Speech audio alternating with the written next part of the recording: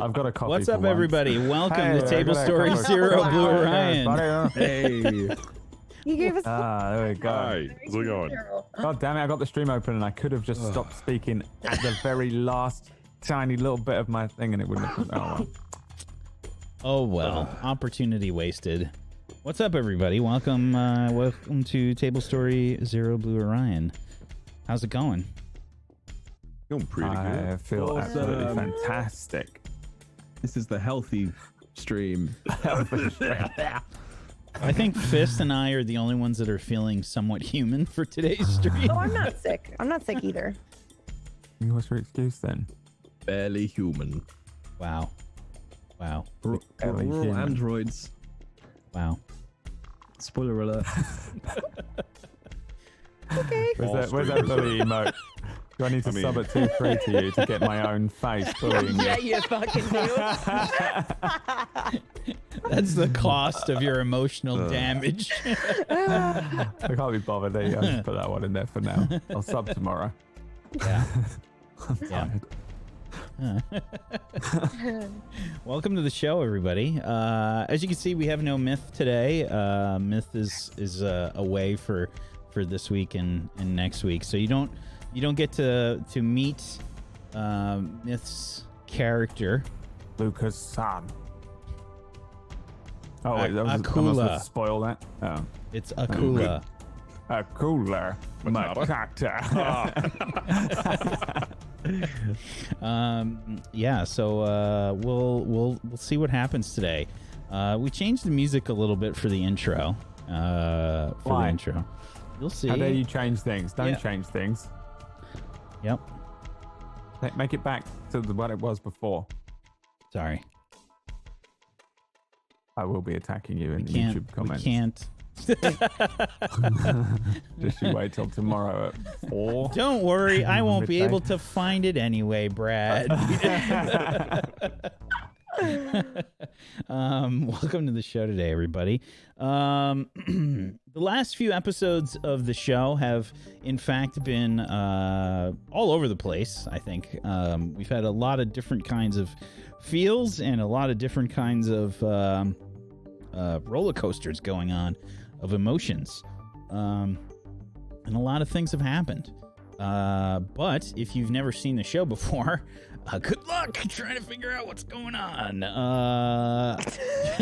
You're right in the middle of everything, but we'll do our best to try and keep you interested regardless. And then you can go back and just spam all the YouTube videos and watch them all in like a day and a half. Because we have that caliber of craziness amongst our fans. And we appreciate you. We do. Yeah. We really do. We And appreciate for old stuff too. Like every once in a while, somebody come in and It's it'll be happened like, a lot the show lately. That's already, like Dust Veil and stuff. They'll be like, "Oh, I just plowed through however many episodes." It's great. We have people that binge watch everything, and big shout out to you, because that's a major time commitment. Holy cow. It's always really appreciated, so thanks to you. Otherwise, I think I'm all set. I'm ready to get this going. We're gonna find out what the hell's going on with everybody today. So let's go around the room. Let's introduce our players and the characters that they'll be playing. Brad, could you be so kind as to start us off, please? Hello there, I'm Brad. Today, I think I'm playing Wyatt Slate. Good guy, responsible Wyatt Slate, I think. I don't know, Wack hasn't told us anything, by the way. I think a lot of people assume that we're like briefed on these shows, and you're like me, where you don't brief the players. They sit down at the table along with the chat, and you're like, and this is what's happening, and they're like, what? And so I think that's what I'm playing today. I'm ready for it, ish. Oh, I also have a donut. I thought I'd bring a donut, because I have a real round one. Oh, yay. Which is all One of the sparkly. I think I have to favorites. turn this light off. It's kind of Christmassy. There you go. Because apparently it's Christmas Day. Are you going to try and eat it, though, during everyone else's intro like last time? That's my plan. Yeah. Very I need to make this loudly. last. Yeah. Yeah. I Throughout the need entire cookies. thing. You want to see the Can you not? cookies that I made? Can you not interrupt me, please? Look at my cookies. Bullying Look delicious. even on a different show, Brad. I know. I can't help These ones myself. Are they like- all are they all vegan? Yeah, and this one has pepper jelly on it. Don't make a face. It's delicious. Pepper What the hell is jelly. pepper jelly? I've never I heard don't of pepper know. jelly. I had never Literally heard straight of up it either. something out of this game. You know, it's like something that we would have made up when we were on the Blanson Yeah. thing. Have you tried the? Hey, Yeah, it's Flanagan, just have like you a tried the little bit pepper spicy. We jelly? get some of that pepper jelly and some nut sauce.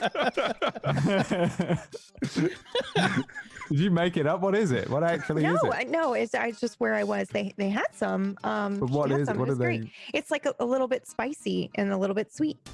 It's just like a, So it's like the chili chocolate stuff that you get. I guess so. They combine. Yeah. I don't know what that is, but yeah. Anyway. They put the chili pepper in chocolate now. Oh yes. So it's like that. I guess it gets some people off. I'll eat one then. Tell us how it is. It's delicious. I've already had several. Anyway, that's me. Thank you, Brad. And PB. Fist. Hi, I'm Fist of the Walrus, and I play Private Flanagan. Something different about Flanagan. I just, can't put my finger on it yet. We'll see. He just shows his private everywhere. Mm-hmm. Thank you. That's all I have. I don't have any cookies or donuts or anything really. But you do have LaCroix. I do have LaCroix and this banana award. Somebody sent me a box of 24 of these. Are you sure that's an award? It's An award in porn.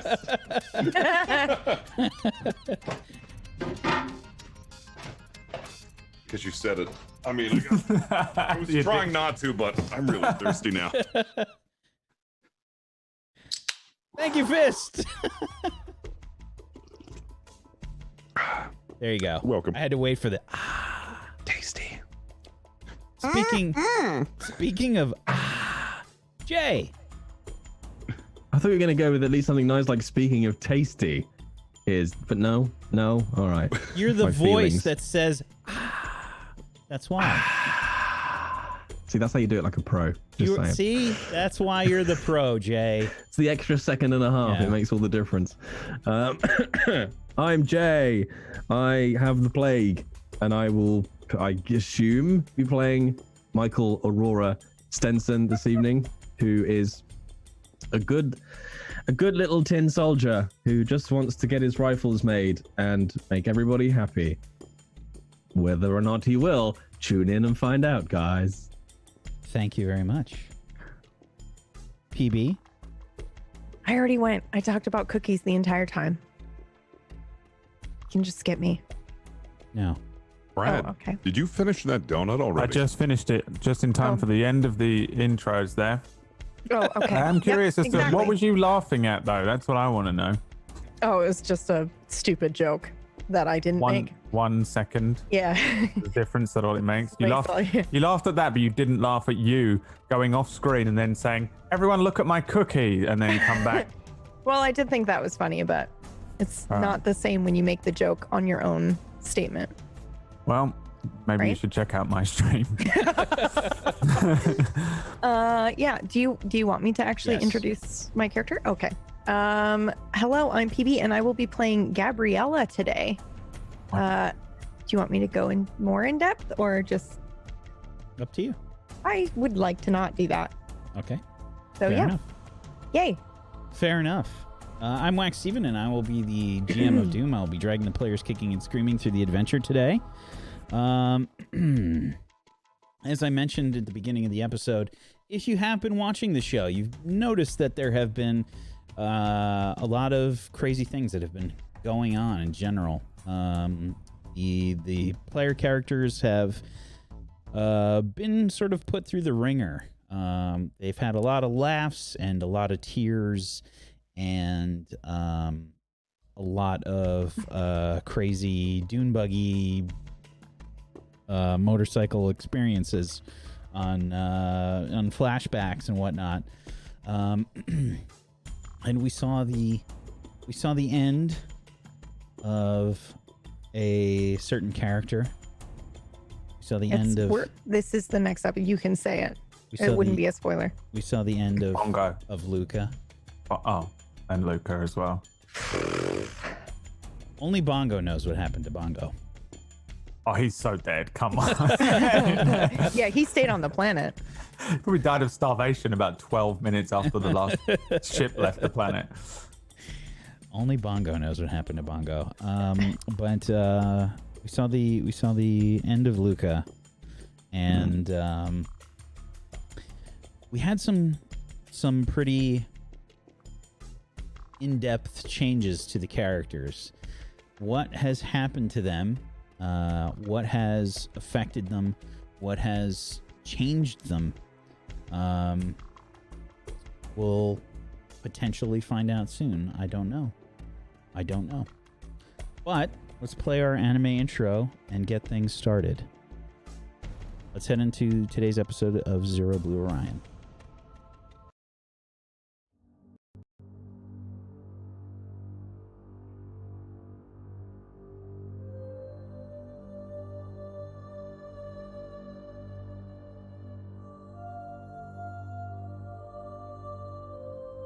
The year is 5016U.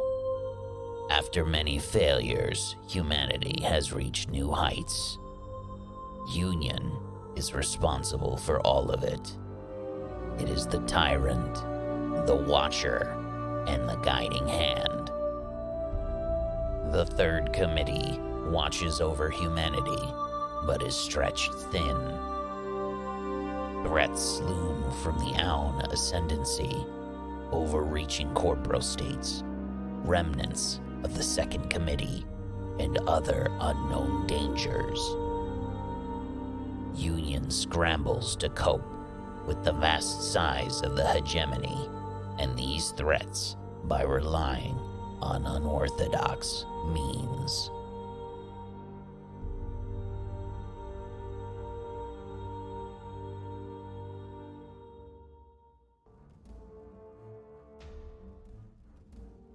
So, we are going to fast forward from what happened with Luca, and actually even a bit further.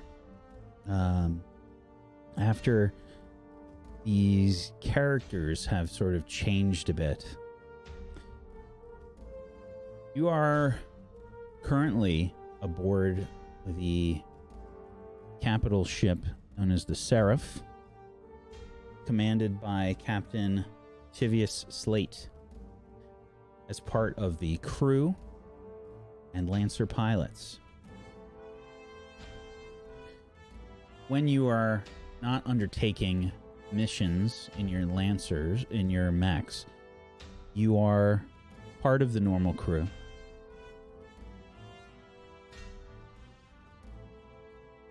Private Stenson, a part of the armory. Private Flanagan, you are, I think, possibly, what part of the crew would you say that that Flanagan is a part of? Where do you think he would be placed on the ship? He'd fall in line with the more serious crowd, those who are more dedicated to their line of work. And he would observe whoever he believes is the hardest working and align themselves with them. I mean, in terms of like jobs. Jobs? Is there like a list of jobs to choose from? I don't think I have one prepared, but maintenance, there's like command officers, there are communications officers, there are armory officers. What was that? Security as well. Security. Flanagan would probably align himself with the command officers. Okay. I feel like that would be a good path for him now. Okay. Wyatt is a pilot. ensign slate. And, oops. Had a little snafu with the overlay. I apologize. The fact that it says Wax Steven GM of Doom tags also has a butt flap underneath your name right now, and it looks so great. I've snipped it and I've put it in the Discord. You're Nice. welcome. Excellent. Thank you. I can always count on you, Brad. But yeah, there's a no, I was actually speaking as I didn't update PB's character text there.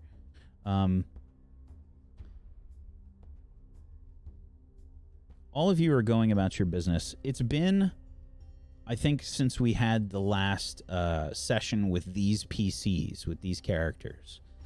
It's been about a month. It's been about a month. Now, a month for whom? I think a month for you on the ship. In terms of the way relativity works, it depends on what planet you're on, etc., how fast you're going.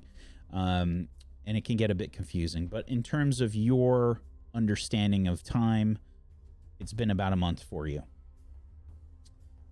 You've been going about your daily business. A month's not very long in terms of, transport in between a blink gate here and there. That's kind of nothing. That transport, that happens all the time.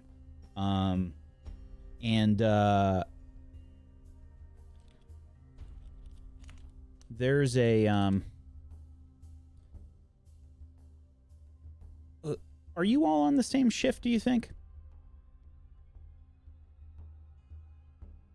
There's going to be various shifts in a day for you. There's obviously not one shift that you're not awake the whole day. Do you think you're all on the same shift? There's 3 shifts per day. I would probably think not. I don't know why we would be, or we would try to be, necessarily. I would be on the day shift, whichever shift my superior is actually working, because I like Stu, want to be serious and move my way up. So I would try to be on the shift where I would get noticed first. Okay. I don't know these two, though, right? I only know Stu and Tivius. That's correct. Interestingly enough, in the month that has passed, you have not seen Captain Slate at all. But he's confirmed to be on the ship. As far as you know, yes. He's still on the manifests or whatever. Mm-hmm. I probably through some weird this is the only face I know, like when you go from, middle school to high school in America, I think is what it is. When you want find one person and you're like, that guy went to my old school, he's my new best friend, would probably be whatever shift Stu is on, even though we probably work in different departments or whatever the hell. So I don't know what shift that is, but probably just because he's the only guy I know. I don't know how mind fucked we've been, but I don't know if I'd be so desperate to be on the same shift as Tivius. I don't think I'd mind too much, but probably for some reason I'd want to stick with Stu. Just that there's one face that I can be like, I know that guy, just for some small level of comfort. I don't know if I'm an android right now or not, because I don't know. So whatever Stu says, I'm on that shift. Okay. What about you, Stu? What shift? Same as Effie, early as possible, trying to impress, but not the kind, he wants to make sure that everything falls within categories that he's arranged. So he'll do an early, he won't take an extra shift. He'll stay only for his first shift. He won't work an extra shift because he's planned out the day very efficiently. Okay. All right. Fair enough. What about you, Michael? So Michael will most likely have ended up in the late shift. he will have wanted to do that thing where someone of authority probably came in and was like, okay, who wants to take the night shift? And everyone else like mumble, but Michael's like, yep, I'll do it.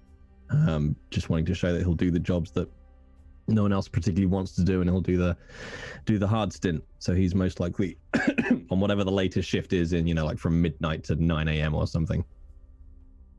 Okay, fair enough. It's for this actually. Okay, it's just about midday, and the warning klaxons begin to go off on the ship.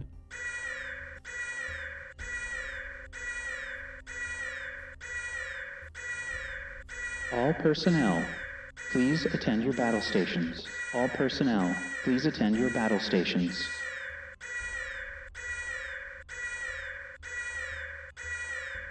Question. Yes. Is that a battle state? This is probably in the middle of our shift. Mm-hmm. So if I'm at You're at your battle station already. that is my battle. It's not the Lancer. Okay. Correct. The commander that you have been dealing with, there's essentially two people that usually take command. I guess since you haven't seen Captain Slate, Commander Nayani and Lieutenant Commander Dezora. And Commander Nayani is currently on shift, and Ensign Slate, please do me a favor and roll me I think a flat D20. I don't think you have anything that can help you with a perception check of any kind.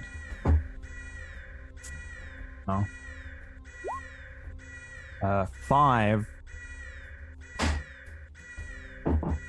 Okay.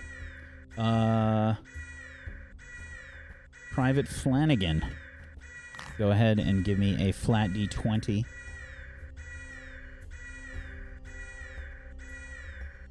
Okay. Both of you missed something.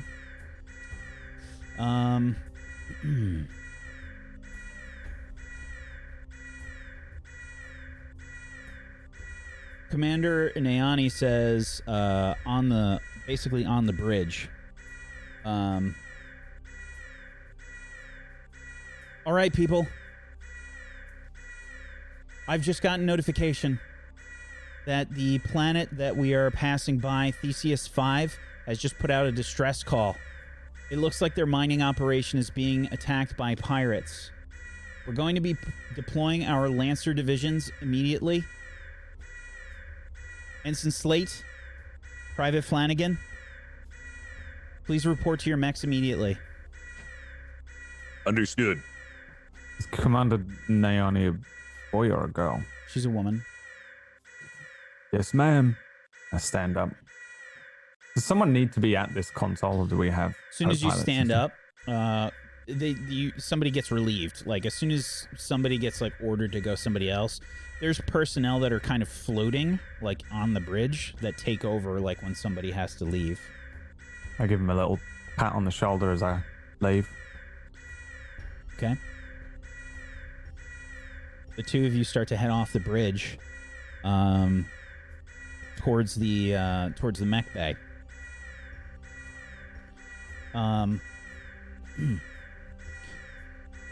Private Stenson, you're awakened by these warning klaxons. This is probably the first one that you've encountered in the last month. How do you react? So he will be immediately out of bed. He's almost putting a foot into his Lancer pilot coveralls as soon as he's out of bed. But he'll feel incredibly nervous. And I'd like to think, like, I mean, I can roll for this if you like, but like not from a mechanical, like I want this thing to have an effect on me, but I imagine he's the sort of person that would have a stash of like kick around or some kind of stimulant, and he knows he's just come off his shift. He's only just put his head down, so he'd like from under his bed in a little shoebox thing, he'd probably grab some kind of stim and take it. All right, let's have you roll for it. Okay.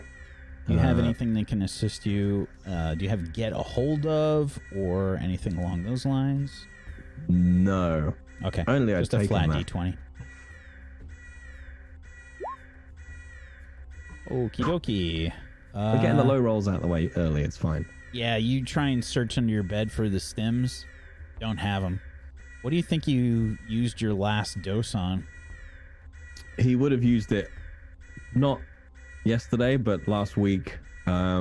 He had a really bad night's sleep and desperately needed to get through his shift in the armory. He was behind on the work he needed to get done, so he had taken that and pushed through not only his shift, but probably ended up doing more work than he actually needed to do that shift. All right, fair enough. So, you basically you see like this empty container of kick. For some reason, I imagine it being something like a well, it's your character. What do you imagine it to be looking like? What do you think this empty container looks like? So it'll be like an old ammo tin. So it's metal. It's covered in scratches. It doesn't look like the kind of tin that would have been on this ship. Like this is something he's clearly had with him for a long time. It's got like the old stickers, like the mark from where a sticker would have been on it, that's been ripped off and not completely come off. Like the catch might be slightly broken, but it looks like, you know, from our world, like the old sort of World War II ammo tin that you lift up at one end. But it's clearly been with him for a long time. Okay. Yeah, you're out, man. How do you feel about that? He'll be absolutely fucking devastated.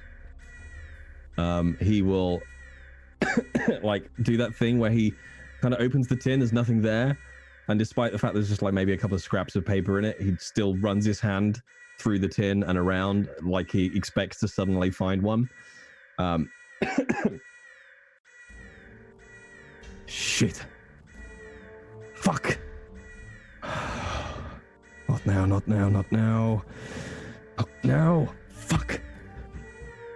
And I'll slam it back down on the floor, kind of kick it up under his bed, and like just start putting on the rest of his uniform.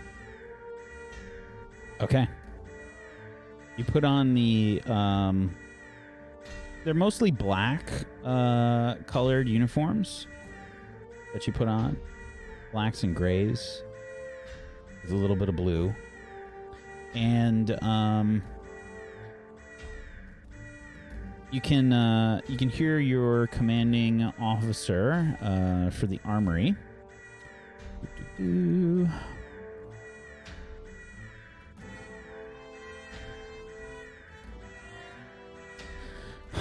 What did I do with it? I always lose my names for these characters. What did I do with it? I think it was Grayson from memory. Grayson? All right. Sounds good. Lieutenant Grayson. You hear Lieutenant Grayson come over your comms. Stenson. Stenson. Are you awake? Yes, Commander. Stenson here. Stenson, looks like we've got a situation down on the planet Theseus 5. Commander Nayani has decided to scramble the Lancers. Yes, sir. I'm getting ready now. I'm just waking up. I'm on my way. Very well. The other Lancers are going to meet you in the mech bay. You will be Understood. debriefed as soon as you arrive.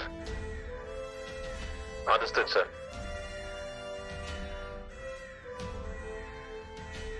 Off you go to the mech bay. Gabriella. What position do you think you hold on the ship? Like, where are you? Security, 100%. Okay. And I imagine that I'm either, if I'm lucky, I am on the bridge.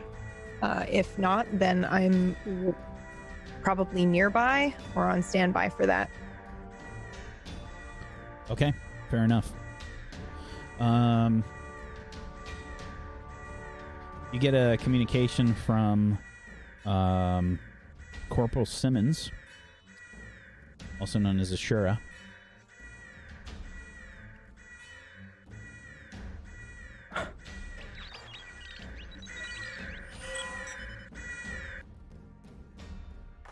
Hello?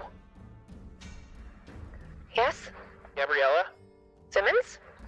Yes. I need you to meet me in the mech bay right away. Got it. I'll be right there. It looks like we have a mission. It's exactly what I was hoping you would say. All right, I'll be there in 2. Yeah, no more shooting targets for you. Finally. And I rush. I run. I'm so excited. I run immediately. Okay. What do you think Gabriella looks forward to the most in a mission?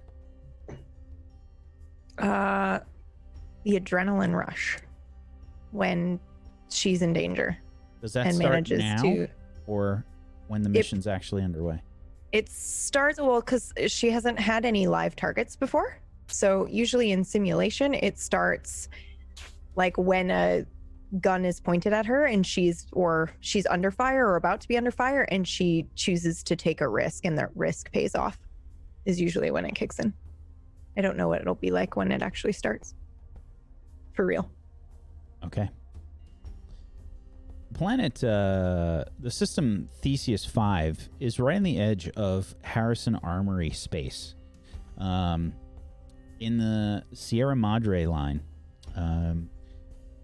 You all have sort of been in between blink gates, essentially.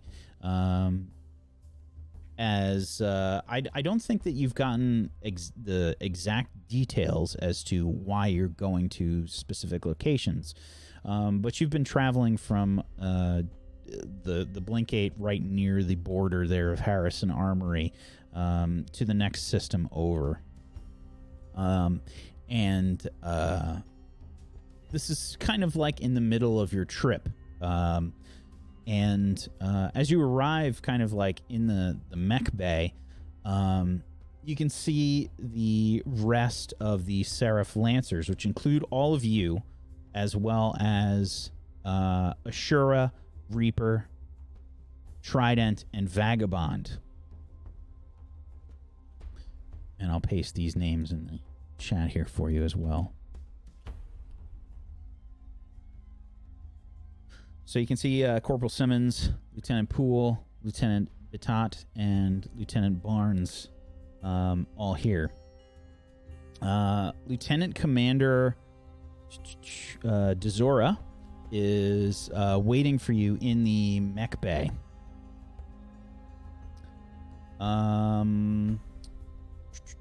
I think each of you can roll me a whatever thing that allows you to get somewhere fast. If you don't have that, you can give me a flat D20. 8. 18. 9. Woof. The character that's built around going quick rolls a 9. Yeah. I was like, as well, I added a +2 to stay cool last night because I figured I'm better at staying cool now than going fast. But I was this close to doing gotta go fast, which means that would have been a make. Yeah. Okay. So, Aurora, you and Rashman are the first to arrive. I think you're all in your flight suits, essentially your hard suits, to get ready for the mech, to get ready to hop into your mechs. And you can see Lieutenant Commander Dezora there.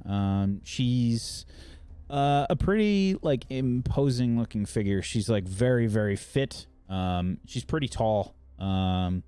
She's, I think, probably like aside from like some of the Marines, like the security people that are on the ship, she holds like a few like combat records and stuff. She's usually like one of the training people for a lot of the security aboard the ship.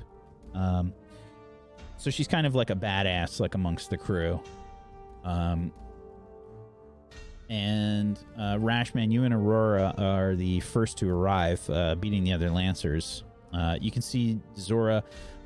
There's probably like a small briefing area near the mech bay, with like like planetary displays, kind of like a miniature war room kind of situation. And you're the first to arrive.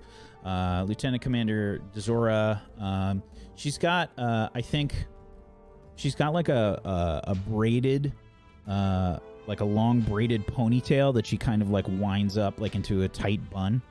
And the sides of her head are shaved.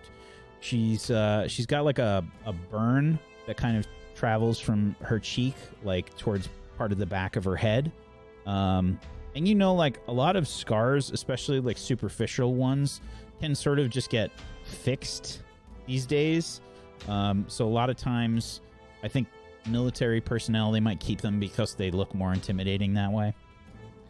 And that's definitely the impression you'd get from Lieutenant Commander Dezora. And she's waiting behind this like planetary display. You can see like a planetary representation of Theseus as you approach. It's holographic. It's kind of like blue with some highlights and things on it. As you approach, she says, good. Aurora, Rashman. Commander? Stand at attention, Commander. As soon as the others arrive, I will begin the briefing. We need to get down to the planet as soon as possible. Next up, the other Seraph Lancers arrive next. Ashura, Reaper, Trident, and Vagabond all approach. Corporal Simmons, Lieutenant Poole, Lieutenant Batat, and Lieutenant Barnes all arrive. However, Gabriella, aka Elgato, and Boomslang have not arrived just yet. Let's see. Boomslang, what do you think has delayed you? The bridge is the furthest place away from this place. I can't think of any other reason. I'm literally going straight there. Nothing would stop me unless something stops me. You know? That works for me too, because I was on the bridge as well, and we are arriving at the same time. So, okay. What I'd like from you then, Elgato, is to roll me anything that involves like perception of some kind. Like spot. That'll work. I don't have that anymore. So nothing, I don't think, because I don't think survive counts. So I'll just do flat D20, 19. Okay.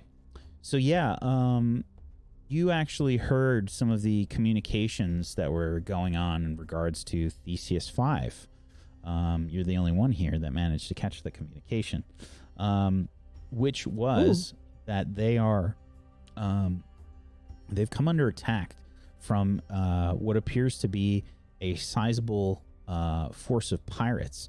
Theseus 5 is like a mining colony just on the outskirts of Harrison Armory territory. A lot of materials are gathered from the Karakin trade baronies. However, various systems still need to have various mining operations. They need raw material to use printers and kind of essentially like transmogrify or change the matter into other substances, right? So they have various planets that really don't serve any other purpose than being a floating rock. And some of them are used purely for mining. And Theseus 5 is kind of one of those planets. There's some silicates and things that are mined from that planet to help with some of the surrounding systems and whatnot. It's just easier to kind of mine this planet as opposed to having raw materials come from the Carrican trade baronies all the time. Specifically, there's a sizable pirate force that has essentially attacked the planet. Having an actual Union fleet that is, passing by, or a detachment that is passing by a planet in time for some kind of I've lost the word because I'm old. Basically like a warning signal. Why can't I remember this word? I'm so old. PB was just talking about this. Distress beacon. There you go. Thank you. A distress beacon. Up floor. Yeah, up floor.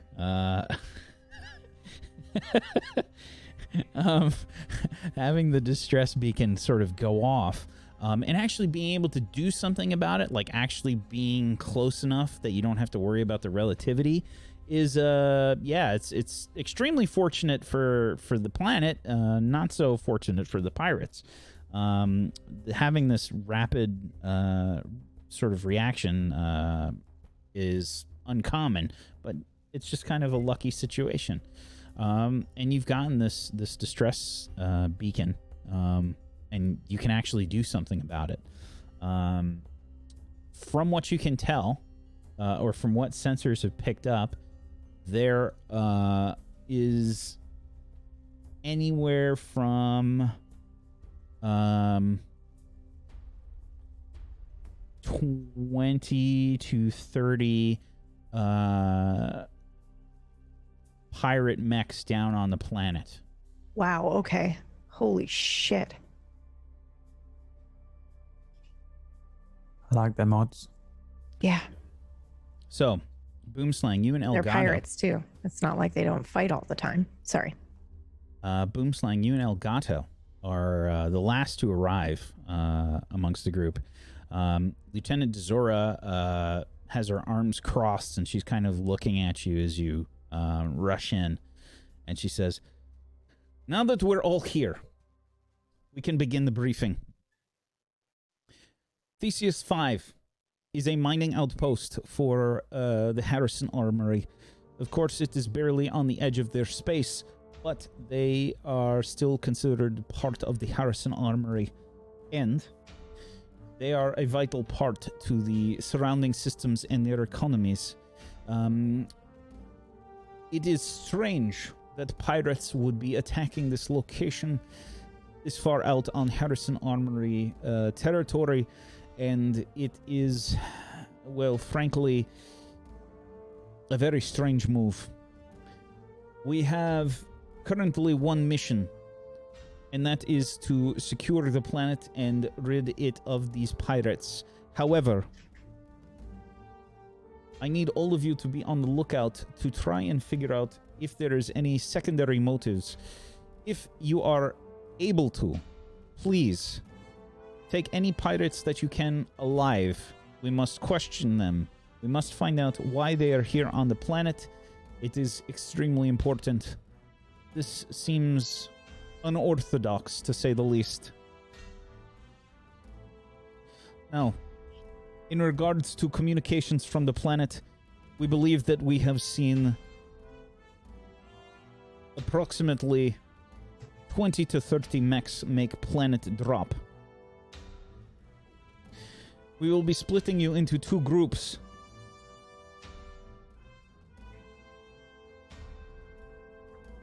Ashura, Reaper, Trident, and Vagabond. You will be Team 1. Team 2 will be Boomslang, Rashman, Aurora, and Elgato. Is that understood? Yes, Commander. Understood. Yes. Yes, ma'am. Very well. We'll be dropping a pod within the next hour. All of you, please make any final preparations to your mechs that are required. Good luck out there. You'll be split up, and if you are available, we will call either team to assist when needed. The enemy is spread out. It looks like it is set up in various locations along the mining facilities that they have down on Theseus 5. So you should not encounter all of these mechs at once, unless there is any sort of trap that has been set. Keep your eyes open. Good luck. Dismissed. Can we do this?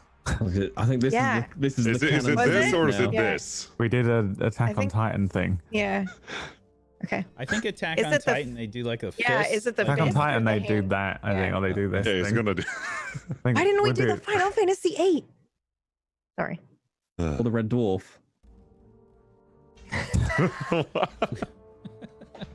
A falling leaf. Okay. So, what do you guys do? Close my little book where I was taking notes. Literally. Data pad. It's a data pad. I turn it off. I stand up. I say to Lieutenant Commander Theseus, Lieutenant, apologies for tardiness. We had to come from the bridge. It is fine. I understand that you were on duty. I nod and leave. She's around an hour. Yeah, you have about an hour until, because all the mechs are getting loaded up into like a drop pod, basically. Oh. Yeah, it takes a little time for that to happen, and it's assumed that you all kind of have to get loaded in, etc. In space, nothing is fast, right? Like it takes a little bit of time to get in position for the drop. You need the correct trajectory to land on the planet safely, etc. So finding the right spot to make all of that happen takes a little time too. I have some questions that I don't know if they can be answered, but she mentioned my name first. Does that mean I'm in charge of this squad? Oh, good question. I don't know why I would be. I think it would be Stu, because Stu is in command, right? I have no idea. Like typically the way it would work I'll is leave it up to your group. What do you think? well, yeah, typically the way that it would work is if he's in the command learning, then he would be the one that would be in charge. Yeah, Stu is gunning for a leadership role. Okay. Yeah. Then It definitely wouldn't be Michael. So Michael does what again? I'm sorry. Works in the armory. Works in the armory. Oh, armory. Okay, yeah. So it would probably be Stu. secondary question. These two new kids are not tube babies? I don't Or what is my think- knowledge? So I don't think any of you knows that you are an experiment. Oh, so how do we explain how hungry we are and shit all the time? Just hungry. Yeah, just hungry. Because it's not an abnormal thing metabolism. for me and Stu to be just famished all the time then. Probably is. I just don't think you think about it very much. You're just hungry. I think Stu would like play it off like he's They just- working out a lot more now. They just give He's you just like extra really hungry. rations and stuff. Because my next thing was going to be to suggest that me and Stu go and get food and eat, because we always we should just feed now like pigs in preparation for a mission that could be X amount of time long. So I'll probably shoot a look over to him. Food. One moment. I need to check something. New modification, but I'll be there soon. So actually, you know what? Chad brought up an important point. Wyatt is actually an ensign. So he's actually going to be in command. My bad. Awesome. Yeah. I thought we were all the same rank for some reason. No. I don't know. I have no idea what that means, but I accept that the command. I don't want it, but I accept it. I say then I'll probably address the others. Don't be late. Make sure you're prepared. Understood. Food. Understood. I look at Stu. I'll get you a plate, yeah? I'll be there shortly. Then I grab my data pad, tuck it under my arm, head on off to wherever we get food from, if there's a mess hall or whatever. Okay. It does, I mean, you kind of do have to do that rather quickly, because it does take time to, like, prep your mechs, do checks and stuff. We have to prep the mechs? No. I mean, you're going to have to get into the mech. You're going to have to do... all that stuff? Yeah, you have to, like, communicate, make sure stuff is working, you know, with somebody outside the mech. That kind of When you stuff. said they were loading them onto the drop pods, I just assumed they were doing all that, and then we meet at the last possible minute and go in them and drop down. You'll probably have to do some, like, final checks and stuff, like make sure the arms are working, you know, that kind of shit. Cycle the mounts. I know that I am insanely hungry all the time, and that I do not want to do this on an empty stomach. Mhm. And you can do it. You just have to be quick. yeah, then I'll swiftly walk towards the mess hall and prepare 2 meals for me and Stu at least, because I know he's the same as me, kinda. Seems to be that, like, he, for some reason, me and him have maybe bonded a couple times over how, like, man, I'm so hungry all the time, and I get ratty, and I can't think straight, and it's just the worst, and it just, if I don't eat, I am not on top of my game, you know, like that kind of thing over the last few months. So just to be courteous, I go and get him a bowl of nut sauce and space bread. I don't know what the fuck we eat on this thing. A lot of nutrient loaf. Right, yeah, nutrient loaf, some nut sauce, bottle of water. Love the smell of nutrient loaf in the morning. Yeah. Good old Smells like nutrient paper. loaf. Smells like paper. You know, have you ever smelled wet paper before? It smells like a little different than regular paper. It's just Yeah, it's like my favorite. it's like a wet paper smell. What do you think a Sunday dinner is in England? We just eat wet paper. It's always raining, man. It's the only paper we got. We roast it, but it's still roasted wet paper.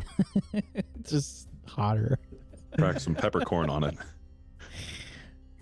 Put a little pepper jelly. Okay, Yeah, so I was gonna make that, and then I. So, yeah, you go and get some food. Yeah, and I'll wolf it down and then head straight, like, you know, whatever amount of time it takes for me to eat mine. Make sure that Stu gets a bowl.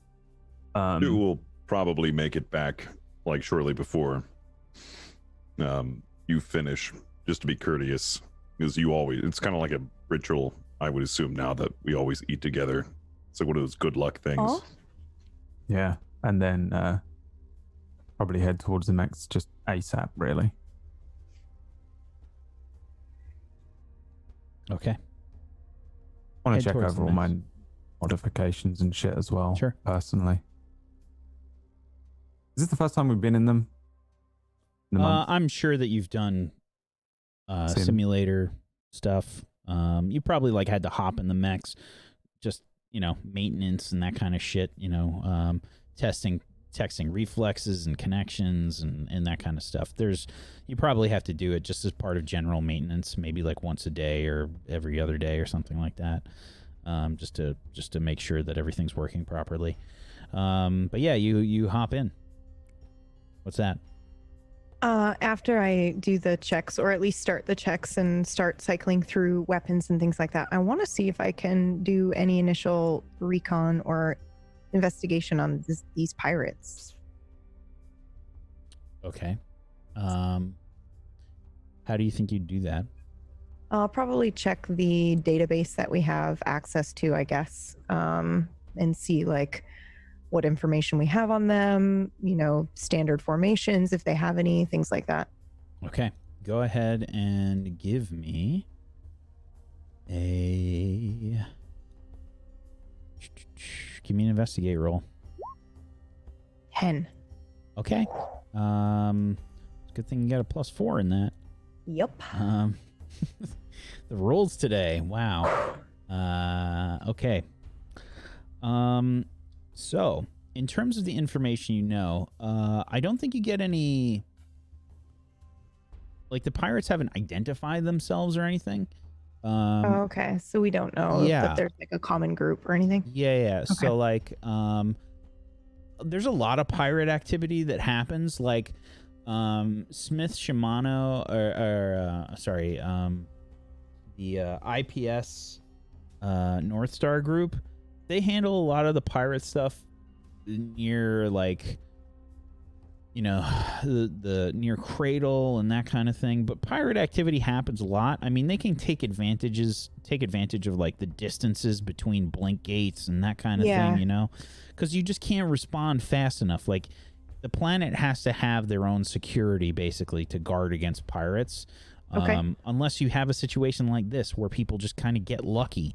So there's a lot of different like pirates and groups. So then does the planetary security system have like a feed or anything that I could look at just to see what the mechs are that are kind of showing up? Yeah, absolutely. So I think the general information that you get is that there's not a wide variety of mechs that have been seen so far from planetary security. Info that you get is that they are a mix of assault mechs, mostly assault, and there's also some pyro units as well. Okay, that's important. Okay. Yeah. Then I make sure to install my heat thingy on my frame once I get that information, and then I will send the rest directly to Wyatt. Okay, so yeah, you're getting like final checks from your from the mech bay personnel. Yeah, Boomslang, looks like you're all set, sir. Thank you very much. Thank you very much. Right, we're all set then. Roger that. Who's got the bang bang? Who's outfitted with what? Who's got a big gun? I do. I also have one, sir. Right. I'm fully equipped for close quarters, sir. Right, me too. When we get down there then, you lead the charge? Yes, sir. You two stay back. Big bang bangs? Yes, sir. Will do. I'll pick off any stragglers. Roger that. Quick and easy. You're starting to get the information fed over to you by Elgato, by the way, as well. So it's are we being dropped like on top of them, or are we going to have to get down there and find them? Doesn't that we don't know? I would say that you have the information on your data pad. You're getting dropped probably in a location which will allow you to make the safest sort of travel towards the facility where they were seen, so that if you were dropped right on top of them, they might be able to like pick you out of the sky, or hit you like easily. So there's probably a little bit of travel involved to get to the location. And it's very rocky. The terrain is very rocky and mountainous. In terms of the gravity's close to Earth. I think it's probably pretty close, maybe a little bit heavier. Elgato is our sensors range tech person. No. Do we have one? Yes. But I don't know what my you guys sensors are 20. So yeah, I'm pretty good at that. Yeah. Ish. Okay. Isn't that a tech attack though when I roll that, or do I just roll straight sensors? I'm sorry for forgetting. Sensors allow you to do multiple things. They are the range of your tech attacks. They are the range of your scans, just like in general. But all the tech stuff is based on your sensor range. Okay, so I'm not necessarily good at the tech stuff, but I can scan fairly well with 20 sensors. Then. Right. When we cut the silk, hit the ground, you're in charge, Elgato. You find them, and then we'll take them out. Understood, sir. They're only pirates. not going to have anything quite as advanced as this lot, are they? One should hope, sir. Let's just see if we can knock out more of them than the other group. That's the plan. Maybe we can earn some respect around here. Nothing like a little friendly competition. The crew has definitely been treating you strange in the last month. It's been a bit weird. I assume as much, yeah. Yeah. Aside from like a few people here and there, the crew has been a little bit weird to you all. I don't think I even. It's also Okay. extremely strange that you have not seen Captain Slate in the entire month. I mean, it can be an occurrence. Like most, I think, like some maintenance personnel, maybe they might not see Captain Slate in a month. That kind of thing can happen. Yeah, but we're privates, right? Mhm. It would make sense that we've never seen him. Wyatt's on the bridge. Well, Yes. yeah, most of the day. Oh yeah, I guess I am too. I've never seen him. Not even on the bridge. Okay. No. How much? I don't think I would bring that up to anyone really, though. Even if I've questioned it a little bit in my head, I immediately turn my thoughts away from it and just do something else. Like, what am I going to do? Okay. Question the authority of anyone above me? No way. All right. Fair enough. And then, yeah. Oh, are we? Okay, no, don't worry. Launching. How Yeah. much? Sorry, I was going to ask. How much experience do we have as a four? Like, is this our first real life combat drop together? Have we done a lot of simulations together, or? You would have done a few simulations with each other. You've done a few simulations with the other Lancer pilots aboard the Seraph. There's been a lot of like mix and match and different groups kind of like going together. I will say that you've probably done like 12 at least simulations together Cool. in the last month. Cool. All right, so we kind of each know other what each of reasonably us well, then. does. Mhm. Yeah. Okay, so the drop pod gets sort of set up, and you start to get your communications go through. All right, sir. You ready to launch? Very ready. All right, dropping in T-minus 5 seconds. 5, 4, 3, 2, 1. Launch! The drop pod is launched from the Seraph. You've got probably a pretty basic display. The drop pod is meant to be sort of like a Warhammer kind of drop, I think. Like it's a, it's a ship that basically takes you to the planet and back up to the spaceship. It's just a freight type, just pure like power just to go up and down on this thing. That's all it does. That's all the drop pod does. Through the planet's surface you go, or through the atmosphere rather, and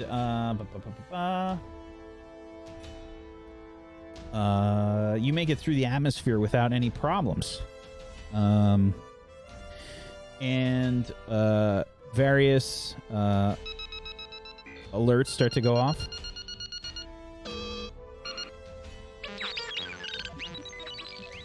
Indicating that you have landed on the planet. You're approximately 5 clicks from the mining facility where the pirates were positioned. Secondary drop pod containing the other team of Seraph Lancers lands nearby. Ensign Slate, you were given information in regards to the other ships, by the way, in the detachment. They have also launched Lancer squadrons at various other positions on the planet. But the Seraph's Lancers have landed in this particular location. And you're about 5 kilometers from the mining facility. The drop pod opens. And outside, you can see a sort of, it's a pretty like mountainous, like rocky kind of setup. You start to get communication coming across from the other Lancer team. This is Corporal Simmons. Ensign Slate, do you read? Affirmative.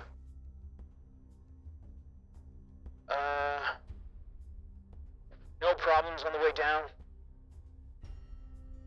We're all set up and ready to go. Reading 5 clicks to the mining facility. I assume that we're all here fine. Find out. Like we're all out and stuff. We're not missing anyone. Reporting the same on my end. 5 clicks from the zone of action. And confirm. Very well. We've been instructed to take the western facility. You will be taking the eastern facility. Apparently that includes the transfer and storage operations for the mining facility for you. Very well. Proceeding to target. Proceeding. I switched to like into our comms. Right. Elgato, take point. Roger that. Aurora with me. Rashman, you take the rear. Understood. Understood, in position. You continue your journey towards the mining facility. Is anybody who's sort of... are you on scanners here, Elgato? I think that... Okay. Alrighty. Let's see. Give me...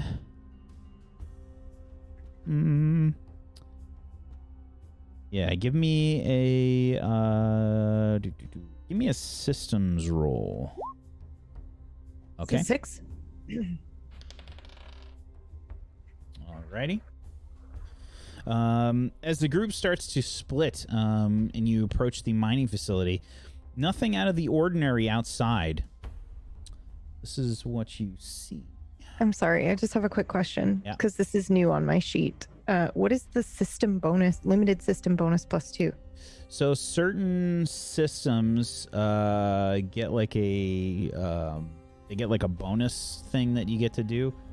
Like their tag is limited, and you get a bonus use on them. Okay. Okay. It's like charges, isn't it, in D&D? Yeah. Like when you have a wand, there's Yeah. a certain amount Yep. of charges. Correct. That is exactly it. Okay, so you can see the sort of mining facility. As you break off, the other group starts to head towards the west, and you get another communication coming in from Corporal Simmons. We're reading no sign of activity outside. What about you? It's the same here. Strange. I would have assumed that they would put up some kind of guard or whatnot. Yeah, Are they I'm not reading expecting any us? signatures. It's possible. They might have already seen us land on the planet. Everyone be on your guard. There could Either be a that lot or of... they don't know we're here at all. It could also be that. Keep your guard up. Stay safe. Let us know if you encounter the enemy. This is a mining colony. It's a mining facility. There's a lot of like robotic, basically robotic stuff that's going on for the mining. There's like no atmosphere on the planet. Just like thin bits of atmosphere. You'd think we'd be able to see them if there was 20 to 30 of them. You'd expect there to be 1 or 2 patrolling. This is suspicious. Very. Yeah, I don't trust it. Is it possible it was a false flag? Anything's possible. Well, approach with caution. Stay on alert. Watch out for any traps. Going quiet on our end. We'll notify you if we encounter the enemy. Copy that. Remember, we're looking for any secondary motives as well. We need a hostage? We need to try and take them alive. Many as we can. Very well. Who's the stealthiest of us? I don't even know if stealth is even a thing without cloaking. But does anyone even have any cloaking bullshit? No, I'm in a morning cloak, but I don't have any real. Oh, no, I'm not. No cloaking or nothing. Nope. Nope. I suggest we stay in formation then. Elgato, you stay on point. Okay. Shout out anything you see.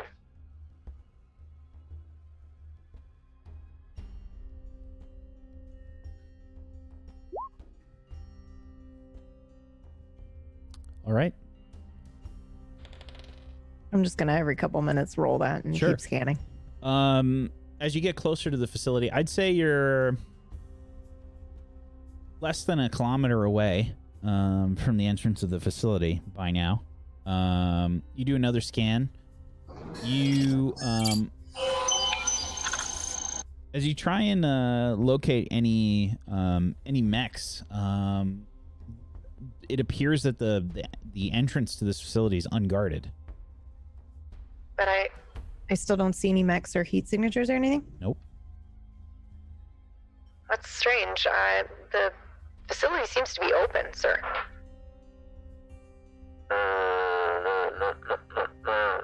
I smell an ambush.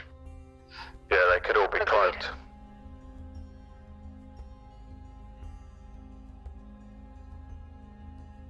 What kind of cloaking shit does exist in Lancer that would, like, that? Because we had this issue when we were on UCERN.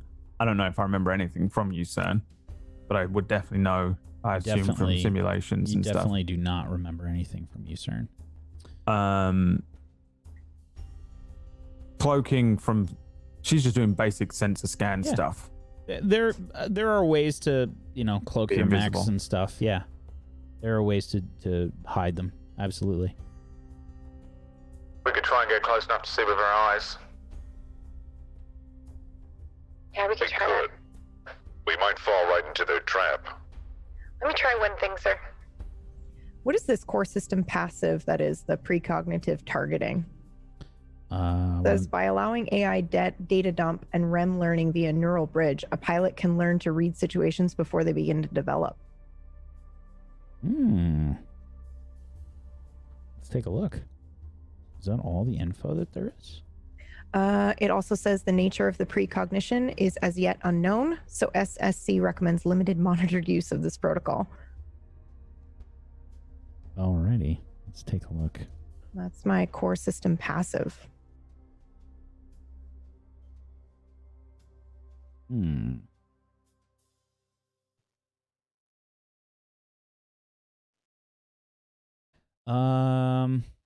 So there's no specific move for this. There's no specific actual ability here. You do have an active ability, which I think is supposed to be based off of the passive. But I will say, based on your passive, this definitely looks like some kind of trap. I mean, I think your haunches are up. It's Your definitely hackles, rather. it's definitely looking like a trap, sir. How'd you like to proceed? We've got to figure out how to locate them one way or another. If somebody were to go out and activate the trap, while everybody else hangs back, might be able to ambush them. True, we could deploy turrets, we could deploy potentially a rocket. I wonder if we could, Is there a lot of sand on the planet? Dirt. There's a fair amount of dirt. we could throw a lot of loose dirt, sir. Maybe we should set up a friendly line then. You two find positions. Allow yourselves to get the most coverage. Lines of sight. Copy that, sir. Prepare the turrets. Roger. Oh, Go go on. ahead. Don't go on. I'd like to climb up, I guess, one of these tall towers or rocks before we get to the facility, because I think you said we're still about a click out, right? Yep. Yeah, so I'd like to, climb up with my Death's Head and see if I can get a nice vantage point here. Oh yeah, absolutely. Death Head allows you to do that, no problem. You don't have to even make any rolls or anything. You can just, that's kind of what the Death's Head does, is it positions itself in weird places. Absolutely. So, you start to climb up the rocks. In position, sir. I'm going to use my jump jet system to also get a vantage point. Okay.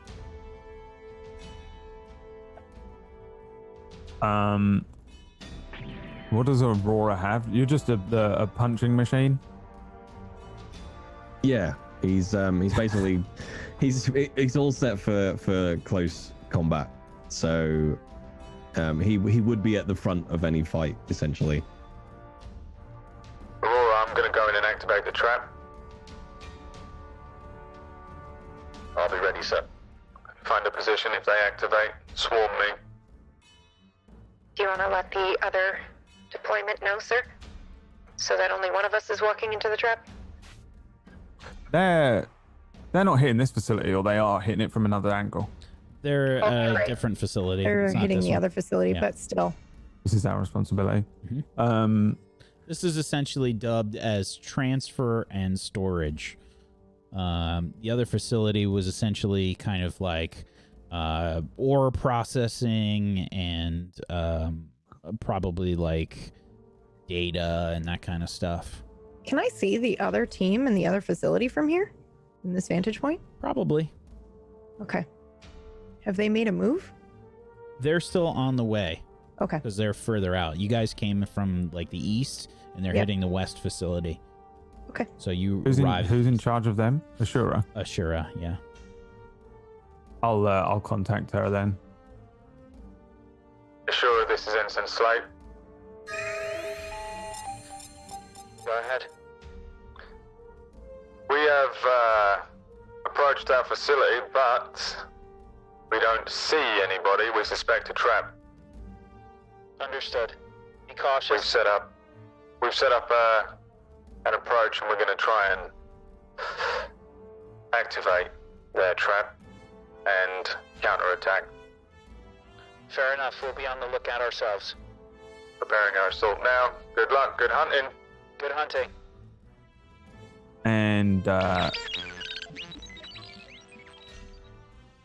I will then say to the others, Right.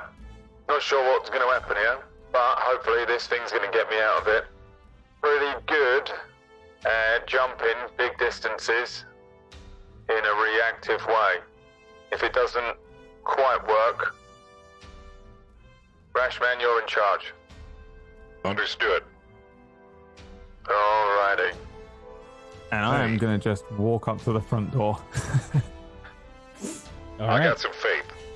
We had an extra nut sauce this time around before our pre-battle. Yeah, let's get this done before I'm peckish again, yeah? Agreed.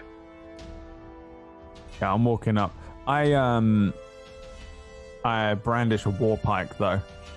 I prepare it because I'm just expecting something to happen. I bring out this very long-looking polearm with previously I've used a charged blade pretty much the entire time, but this is a kinetic weapon, so it's just an actual just giant war pike, I assume, steel-looking sword thing on the end, pretty straight. No crazy fancy stuff really. Pretty much just a fuck off great spear. Okay. Fair enough. I bring it out ready. I'm gonna walk up to that open door. Yeah. Sure. And die. You walk up to the basically to the entrance of the mining facility, and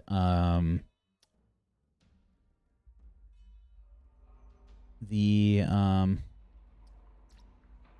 mining facility, it's sort of like built into the rock. There's a lot of metal and things that are kind of like built into the rock. There's several different like conveyor belts, various like sort of warning tape and things all about. You can see there's there is some damage after you walk in maybe, 50 feet inside of the door. It's pretty big. I mean, it's meant for, like, stuff to be moved in and out of this facility. You can see that there are several droids that have sort of just been damaged, like crushed. Several have, like, just been burned, like they've just been melted. There's like slag, just like metal slag on the side of the wall. And I know that word is funny for the it's so nice to hear an American say it as it has its correct definition. And it's just like the metal's all melted and stuff. Yeah, and you can see like bits of debris and things. You walk into the facility. Nothing. Not in the entrance here. Not at all. You've gone about 50 feet inside. Yeah, you can see haven't. There's like a tunnel, and basically you have like there's like a conveyor belt that you can kind of skirt outside, right? Like it's sort of moving in the central area here. And there's like enough room, maybe like 10 feet on either side of the conveyor belt that you can like walk towards the side of it. If I'm 50 feet in and I don't activate that trap card, I will wait. I'll hold. In fact, Right, nothing's happening. Holding position. I think if anything's going on, it's going to be further into the facility. Everyone else move up. Aurora, come up last. Yes, sir. Understood. and yeah, I'll hold here. I can do my own scan, right? I just have whatever sensors. I mean, my sensors are 16, but it's systems, is it? Yep. Which So is, so 16 is basically 160 feet for you. All right. But my systems is nothing. Hey, 16. Okay. So, you're starting to get several pings on your sensors once you move in. You can see that there are at least 3 nearby, just near the opening. Behind me? No, after the facility, after the tunnel sort of like opens up a bit, like further in, there's like a transfer area. I guess things move along the conveyor belt, like various things are offloaded and onloaded onto the conveyor belt for transfer into the storage area. And you can see that there's at least 3 nearby where the room opens up. 3 heat signatures. Yep. Suggesting a lance, or could it be like a truck or whatever, like an ore truck or whatever the hell they... Could be a... It's not going to be a person, right? Or how do heat signatures register? Is it like big and small? Here. Yeah. Scan. Sorry, it would be like bigger if it was a mech. You'd be able to, I think, tell. Some of them, anyway. I haven't done any scanning because I've been dickhead Wyatt, just running in and hitting stuff and never caring about any of this before. So I think it might be the very first time I've ever scanned any room before. So, you can find out one piece of hidden information, and I will say that this is that there are mechs. Right. They are mechs. Just done a scan. 3 heat signatures, Megs. Up ahead at the entranceway. Wait for us to catch up, sir. Yep, holding position. Still could be a trap. Sir, or do you want me in there with you? Wait for them to move up, then move in. Still could be a trap. They could be trying to pincer us. Yes, sir. Copy that. I move forward per his instruction. Okay. You did a scan as well. I think you're too far out to scan inside there, because your scan is about 200 feet. Okay. So then I will do another one as I get close enough. Okay. Are you all inside the corridor? The corridor figure maybe is about 80 feet long. I feel like no. I feel like if anything, I would go up along the side of the corridor. Okay. So I'm not like in that high up point spider crawl type thing. It's a wide corridor as well, or? Yeah, the corridor is about 35 feet wide or so. I would request a diamond formation here with me at the point and then Aurora at the other side and then you two. Okay. So Wide. could I Flanking. be up on the wall wide? Like up on one of the side of the walls? Yep. Of the corridor? Absolutely. Oh, I was asking. I don't think I officer if give he a cares. fuck what you Okay. do. I just Okay. trust you can Yeah. find the best position for yourself. I Okay, think that's the so best way then for us. I will Since do we're the. melee boys and we can use this corridor for our advantage. Okay. Amazing. 9 on that systems check once I get in. Okay. I'm not seeing anything, sir. I'm not sure if my sensors are just not up to snuff or if they've moved. Can you confirm?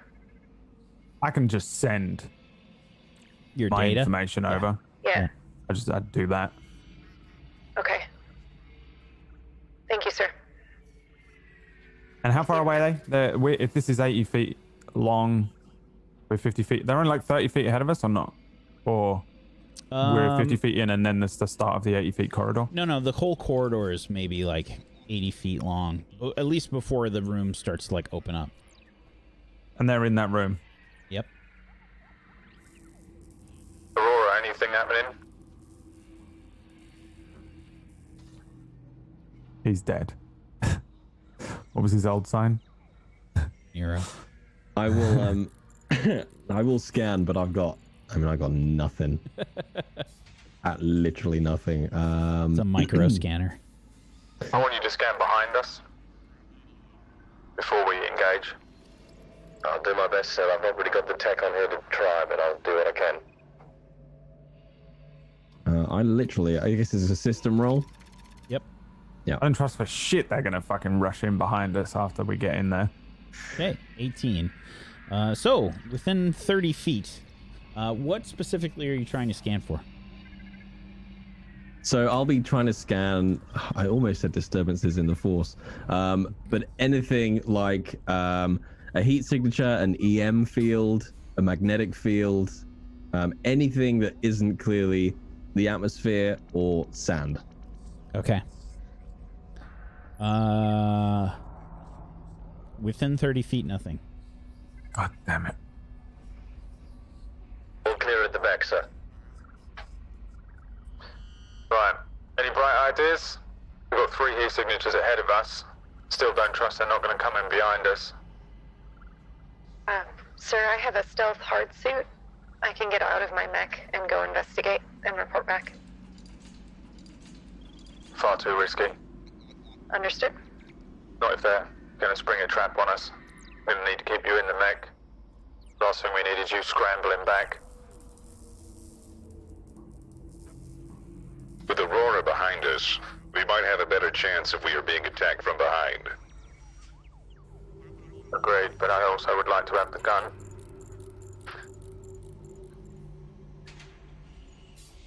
I can hold them, sir. You can count on me. Right. Who thinks it's a trap?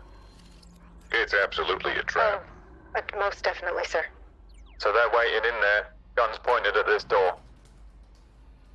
And as soon as we activate that gunfire, I like turn my whole mech around and point the war pike at the entrance we just came through.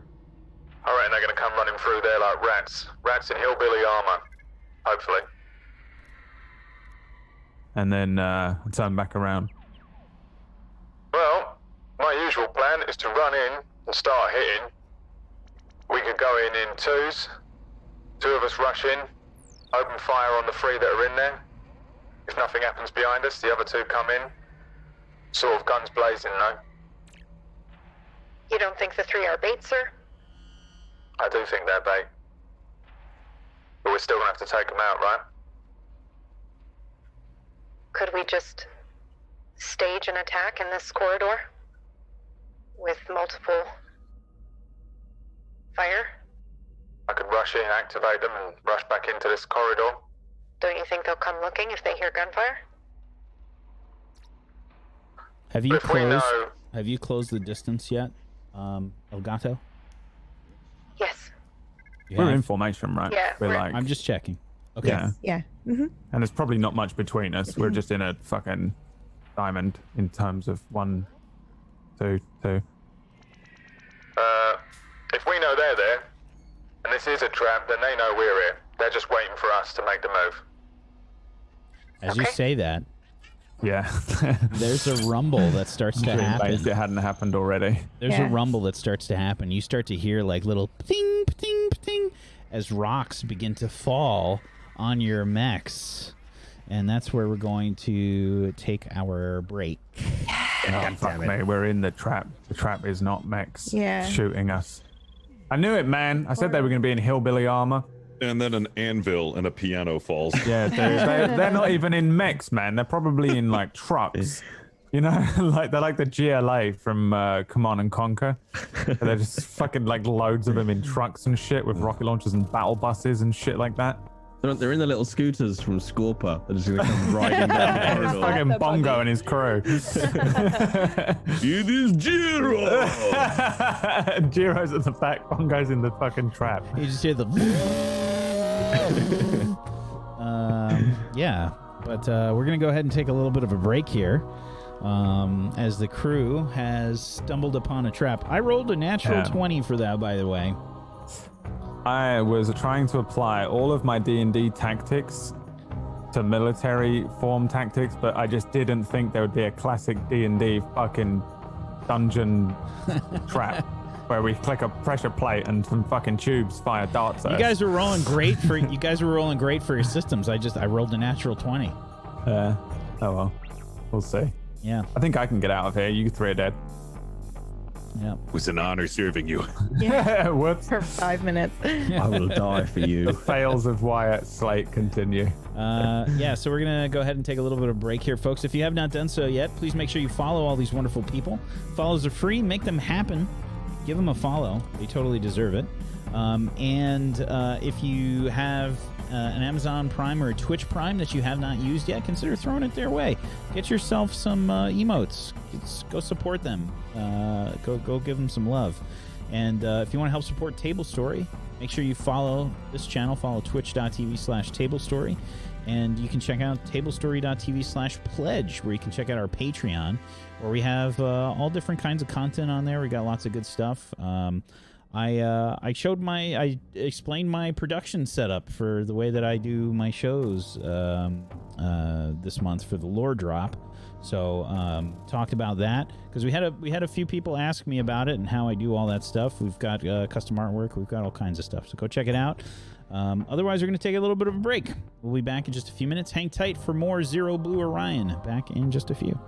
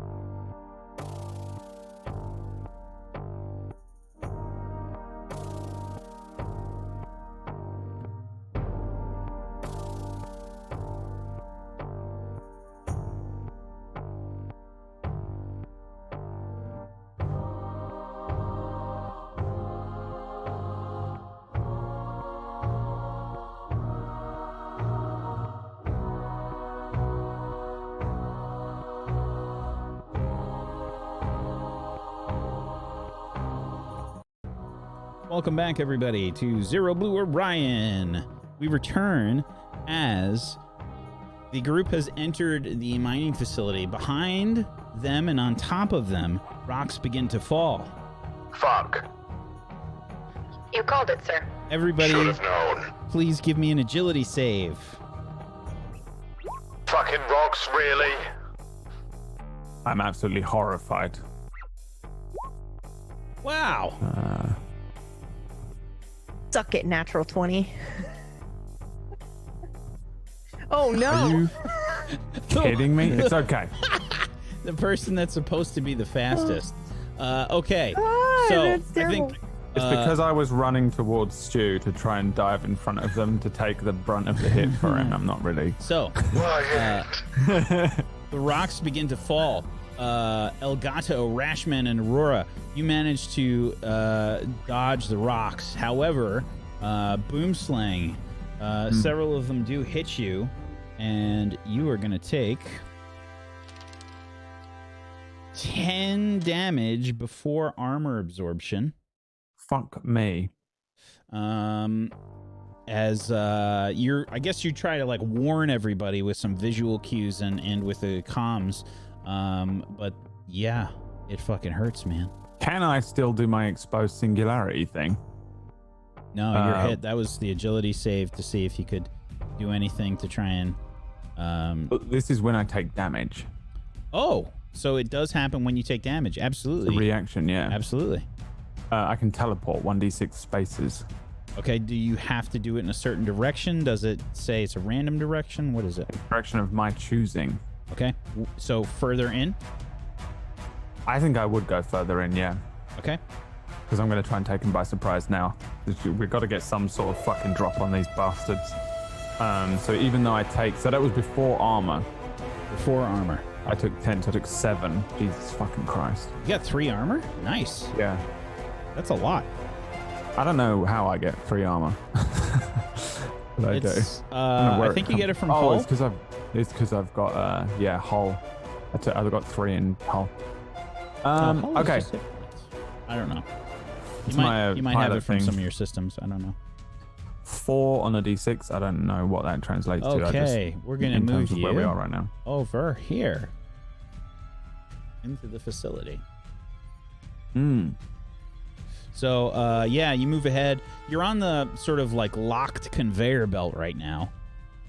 Do I take the giant rock with me? I get hit by the rock and then Yeah, basically. fucking appear as a rock or lands next to me and I stumble forwards. Fuck. They're not like covered. They're not buried. No, they're not buried. It's just like a rock trap where it drops fucking Yeah. random rocks. Yeah, rocks have sort of the I would say that the entrance has been partially obscured, however. It's not completely covered. I would say that there's a bit of light that's still coming through, but the entrance has sort of been blocked behind you. Can I bark some orders or is something happening? You can bark some orders if you want. Aurora, the entrance. I would like some initiative, though. Well, if they didn't know we were here, they certainly know now, sir. Oh, they knew we were here. They probably got a fucking pulley system from the 50s. I mean like the like 20, 29, 50s. I don't know how fucking far in the future we are, but like it still sounds archaic. But even to us, it'd be like I'm talking about like a fucking a light rope or something, you know, like it's made of light and a pulley system that's really fucking super fucking advanced. But to us, it's like laughter. Those Neanderthals and their ancient tech. It's my initiative. I'm not actually seeing any map on my screen. It's Yeah, it's going to be black for you because I haven't moved your tokens on over yet. Oh, You guys gotcha, are still in the hall. Okay. So I'm going to put you on a list here. I've got you hidden basically for GM purposes right now. But I do have you on the list. So you can just tell me what order you want to move in and we'll set it up appropriately. You do get the first move though. So amongst the group, you can decide who's going first. There is no initiative button. You decide. Yeah, I will go first. Right. Yeah, Okay. I think I feel like I'm already moving just to be really annoying, but Wyatt style. I'm still Wyatt. Okay. I'm barking orders, but as I'm shrugging off this fucking rock that's fucked my mech, and I'm pissed about it. I'm already turning around and I'm running into. So I know where those 3 heat sensors are in here, right? Assuming that they're real, They're I'm coming probably up. going to see some sort of fucking hologram. They're coming up right around the corner. Around this corner here? Yep. Yeah, I'm fucking on the move then. Oh god, I can't remember how to do combat.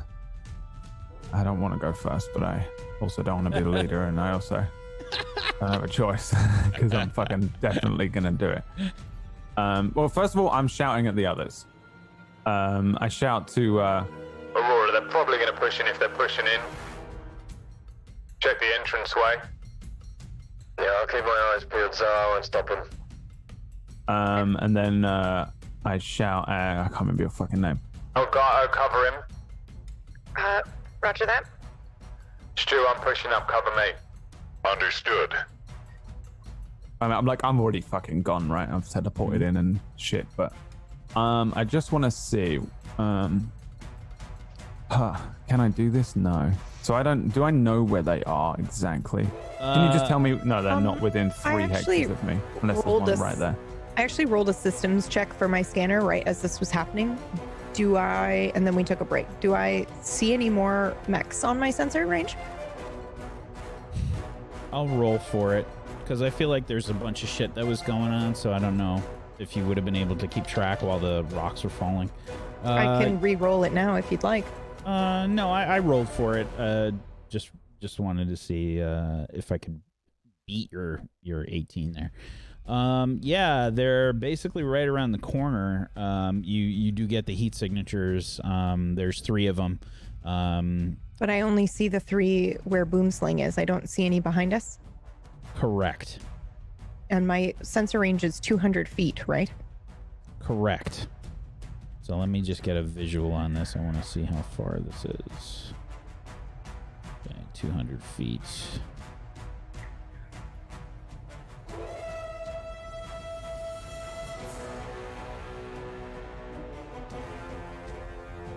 Yeah. You pick up the 3 heat signatures around the corner. And yeah, Boomslang.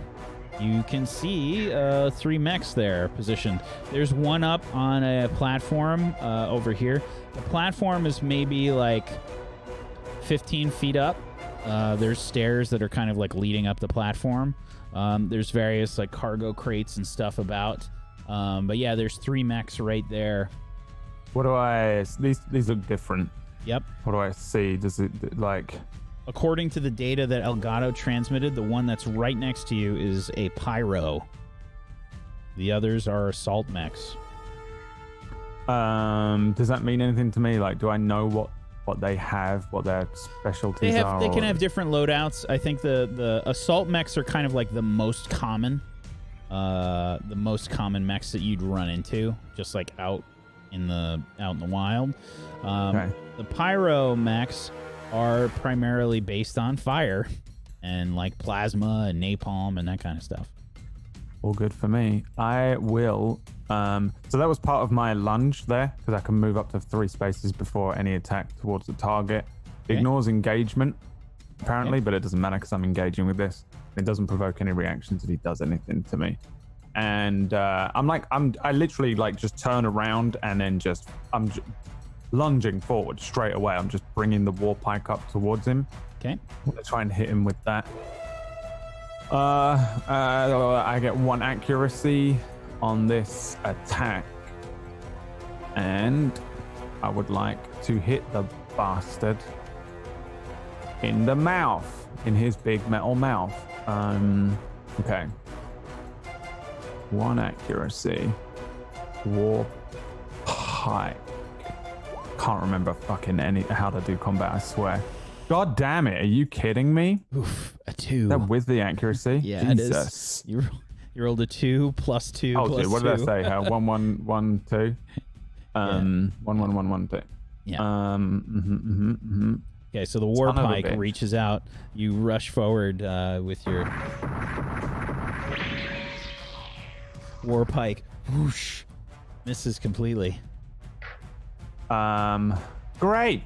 Well, I am doing the barrage, so I will attack with everything. Barrage is everything, or just 2 weapons. All your mounts. Nice. Then, yeah, like I thrust forward with the war pike, and if it doesn't do anything, like my other hand is already throwing fucking knives at this dude, even though he's right next to me. I'm not technically throwing them. I'm just saying that for flair. I'm just trying to stab at him with 3 fold knives, with accuracy because they are accurate. 1, 2, 3. Is that 4? Holy shit. Okay. Let me just check here. One's a crit as well, so I'm going to take advantage of that. Yeah, teleport. That's Aren't awesome. 2? No, 2 are. Yeah. 2 are, well, it doesn't matter. Oh, I'm I'm not gonna sorry. take one other. Actually, Go on. I apologize. So this is clarified now in the rule book. Barrages attack with 2 weapons or 1 super heavy weapon. Yeah, I thought it was 2. We've always been playing 2, I think. Okay. My bad. Then 1 attack from my war pipe. Why do we have so many fucking weapons on us then? Oh, I guess the choice. Yeah. So now it's so silly for me to take all these fold knives, and now I hate my life. Okay. I will hit with. I mean, the 16.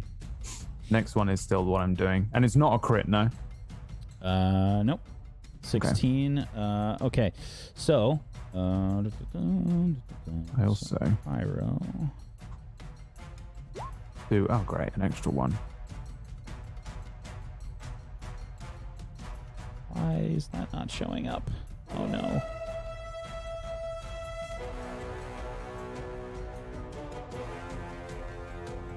Sorry, hang on 1 second. I'll just see. Okay, there we go. All right, so the pyro, the 16 is a hit, and that is for 1 kinetic damage. It is 2. I do an extra d6 as long as no one's near me. Okie doke.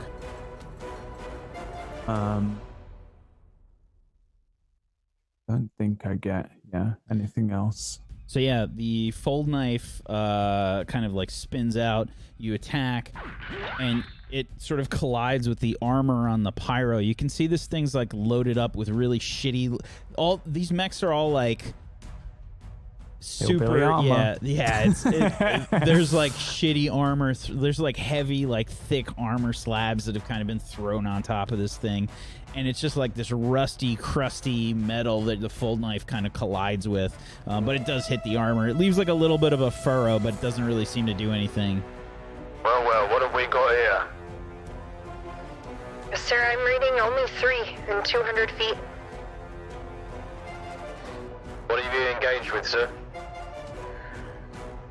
If it's just these 3, I probably don't even need any help. Push up then.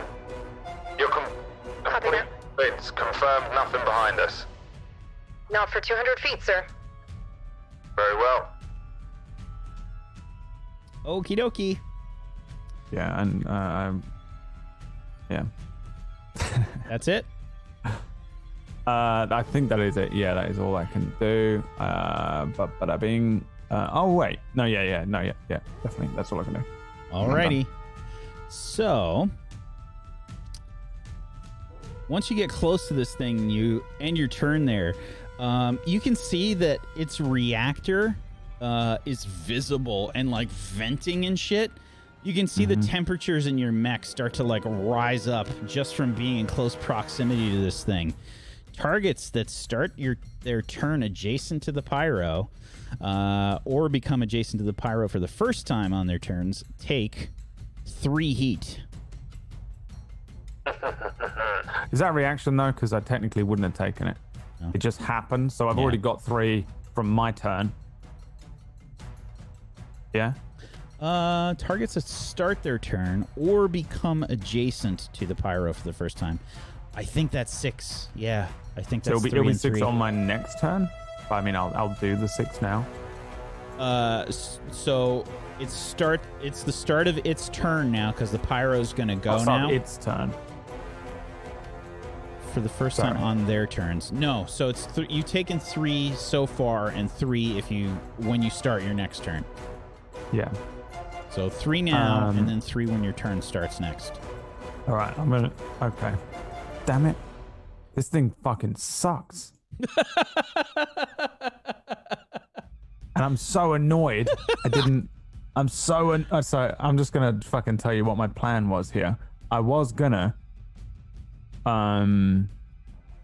overcharge. And I wish I had. As insane as that sounds. Because I have 6 heat. And now I'm just at 0. Well, it does nothing for me. You're at 3. 3 I'm right at 3, but I'm putting it to 0 so I remember for the next turn. Okay, so that's just something it gets at the start of its turn. Now... Oh, yes, burn me more. Okay, so I'm going to put it back up to 3. Burn me more. Burn me more, Snake. Next...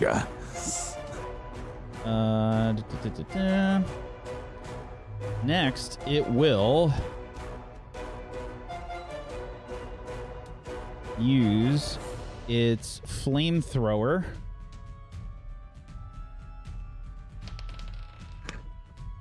And that is a 9 versus your evasion. 13. Okay, so the flamethrower kicks out. And you just see all the fucking... Can I purposefully put a little pinky finger in the way and take one... Can I take... No, I can't. This is fucked. So you avoided that. Apparently, I don't know what the hell you were gonna try to do, but does that count? Does heat damage count as damage? So specifically, this is a special kind of damage. This is burn damage. It's a dot. But it does count as damage if I were to want to teleport away. Good question. Let's take a look. Burn damage. I think that was on like 67, if I remember. I looked at this. Wait, this isn't heat damage. This is burn damage, which is separate. Yeah. So HP. Okay, I get it. Yeah, I'm with you now. Burn damage. Yeah. Heat damage versus. So that first thing that happened to you, that was heat. Yeah. This attack would have been burned. Would have been. Yeah. Okay. So this still counts as damage then. So this would be damage that I could teleport away from. But what about heat though? Heat if I take heat, special type of harm that doesn't count as damage. Okay. And ignores armor. Yep. All right. It's so easy being able to like search for stuff now in this book. I'm so happy that I have the new version. Okay. So, the flamethrower kicks up. It misses you. And then... Whoa. All right, we got Bernie, boy. Then I think it's going to...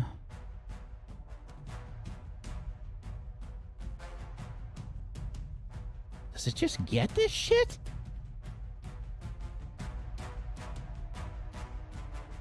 I'm just going to do it because it sounds cool and I haven't read the whole thing. It's going to use its Fire Break Shield. It will create a line 4 energy field in free spaces it can see. 4 spaces high, so 40 feet high, oriented so it has at least one space adjacent to the pyro. The shield is so hot that it melts munitions, warps targeting, and reflects energy blasts fired at the pyro. If any ranged or melee attack without the seeking tag would be made in such a way that it crosses the line, roll a d6. On a 4+, the pyro reduces all damage from the attack to 0 and cancels all other effects the attack would have. The field disappears at the start of the pyro's turn. Okay, so I think it's going to do that. Right through you, Wyatt? Oh, no, it's got to be free space. Free space. So I guess it'll just do it horizontally there. Let's grab... It has to do it off of itself? Yeah, it has to be one free space. So it's going to be here, 40 feet wide. And I just did this because it sounded cool. I didn't read the full description, but it is what it is. All right. So that's all fire right there, 40 feet high, which is probably about as tall as the room is. Just an FYI. 40 feet's pretty high. I think that would cover it. What's it called? It's a Bullshit shield. fire break shield. Fire break He's got shield. a bullshit shield. Copy that, sir. Great. And then I think it's going to move with its movement. Oops. To here. Wyatt, if you want, it is, I think, breaking engagement with you. You can do a thing. Hell yeah. I'll try and hit it. Warpike. Is it left threat 3? It just has to move within 3, and you would get to attack. Yeah. Oh, yeah, okay. In that case, yeah, I'll try and hit him with the Warpike. I need to take the accuracy off. Bam. 21. Oh, that's definitely a hit. Oh, yeah. Let me just add anything that I get. First of all, I have the thermal charge, which I can use, so that adds an extra d6. Then, okay.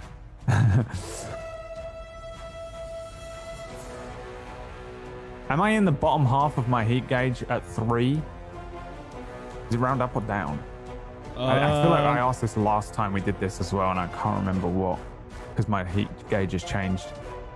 It's right smack dab in the middle, so whichever is beneficial for you, that's fine. Then yes. Okay, so that's another d6. I can also deal another d6 for the burnout insulation, which is 3d6. So I can add an extra 3d6, another 11 to that 5. What? And I also 3d6. Holy shit. And I also get another. Now, I deal 2 heat damage to him. Are those 3 separate attacks? No. This is Warpike, 1d6. I've added a thermal charge to it as a free action. When you hit with the weapon, you can spend a charge of the system to activate it and get the extra d6. Yeah? That counts? Okay. Melee attacks from me deal an extra 1d6 as long as no one's near me from Hunter. One weapon equipped to this always deals an extra d6. That's that. Burnout insulation. Nice. All right. So that's Fuck the yeah. Warpike. Yeah. Hell yeah. Okay, so that is... Oh, and I have a talent called Nuclear Cavalier, which gives me, when I'm in the danger zone, my first attack roll that hits... Oh, on my turn, he doesn't take 2 heat. Sorry, I missed that. But he does take the extra d6 fusion hemorrhage when I'm in the danger zone. First attack roll that hits on your turn. I'm an idiot. Okay, might take off the last 6, I guess. Okay, so that's total of 10. 10 Okay. damage. Yeah. I didn't read the on my turn part. I'm just fucking freaking out and panicking, and this is why I took the Warpike, because I can see everyone freaking out in the chat like, why aren't you using the big motherfucking sword? Can I be that dickhead player that checks something that might ruin this attack for Wyatt? Absolutely. I don't know what I'm doing either. The way this Warpike goes, would this not be going through this mech's bullshit wall that he just put up, and therefore it might be able to reduce it to 0? I don't think so, because it would have to move diagonally first. It would have to move diagonally first, and he's moving out of that hex. So no. Got you. Cool.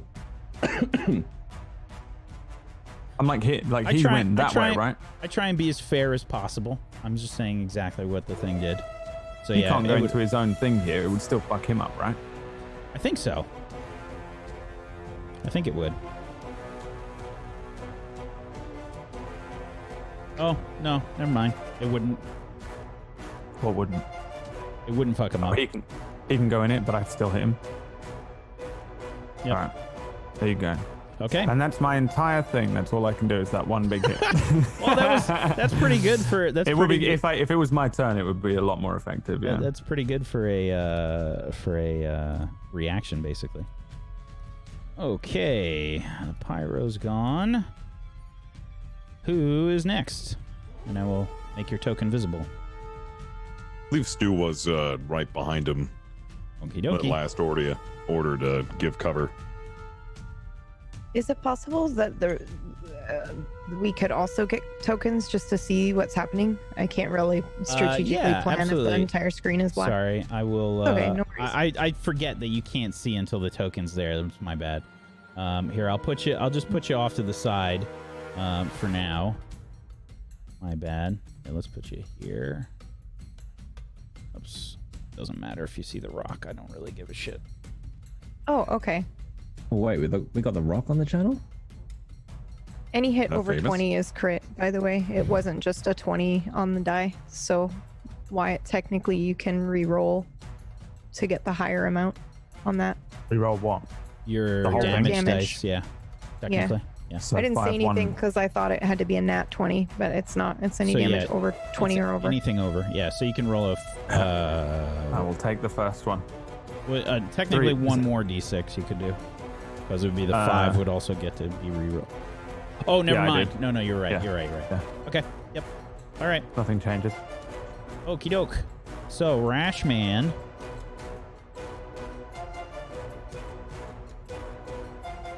Alrighty. So if I'm falling right in behind. All right, so I start here. All right. Let's see. You're up here. I'm gonna go ahead and move right up beside. So where's the firewall's like right there? Yeah. All right. Yeah. So, like, you just see this, like, wall of fucking flames just kind of, like, reaching up.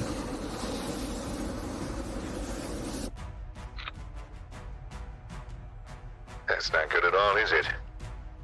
You're gonna have to get around it.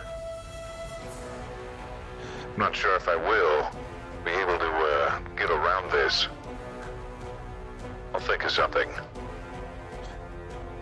That makes it a little difficult with that giant wall of fire. That is such He can go overpowered. through here, though, right? You can No, go I- through. Would I be able to shuffle around? You said Boom's it's as thing? tall as the ceiling. Yeah. This is basically just dead Right. zone, isn't it? You can go through my hex. Correct. Okay. Would I take any additional damage if I were to walk through the firewall? Wall of find out. Absolute certain I death. think that is a yes. It's called the Wall of Maybe. Absolute Certain Death in the core handbook there, but, you know, try Hey, it. we can find out. Take 15 heat damage. All right. I'm going to go ahead and boost past Boom Slang Okay. and So, quick action. let's see. How far will I go? Sweet. All right. So now I'm going to go ahead and use my talent Exemplar. So I'm going to go ahead and when I attack the Pyro, give them an Exemplar mark so you can re-roll once per round You when would an have ally to- attacks. You would have to move. No, actually, you can just barely see the pyro. Oh, okay. Because the line of the hex that you're on will connect to one of the pyro's hex lines, so that's fine. Okay.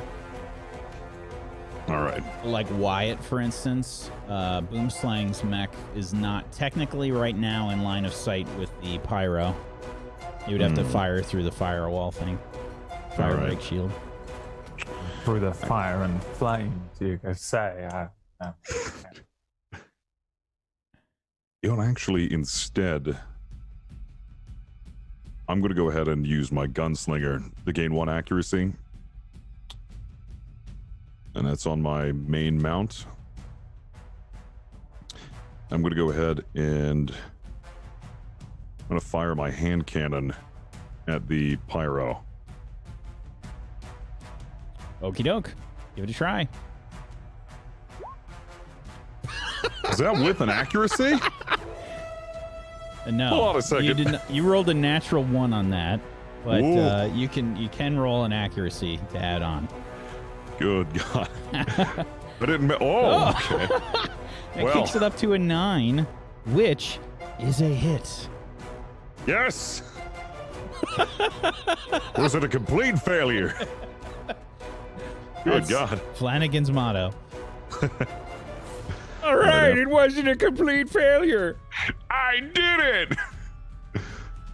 All right, I'm going to go ahead and I actually have another hand cannon, but this is one that I have on my integrated weapons mount. And I can take this as a free action when I fire this. I wasn't sure if I wasn't able to use two of the same weapons, but I do have a second hand cannon. So I think as long as it's on a different mount, that's fine. Let me just double check.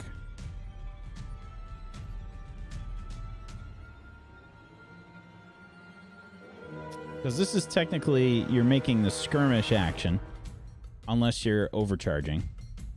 Well, the way this mount works, I guess, with my suit is I can take this as a free action. Whichever weapon I have on here, I can take as a free action.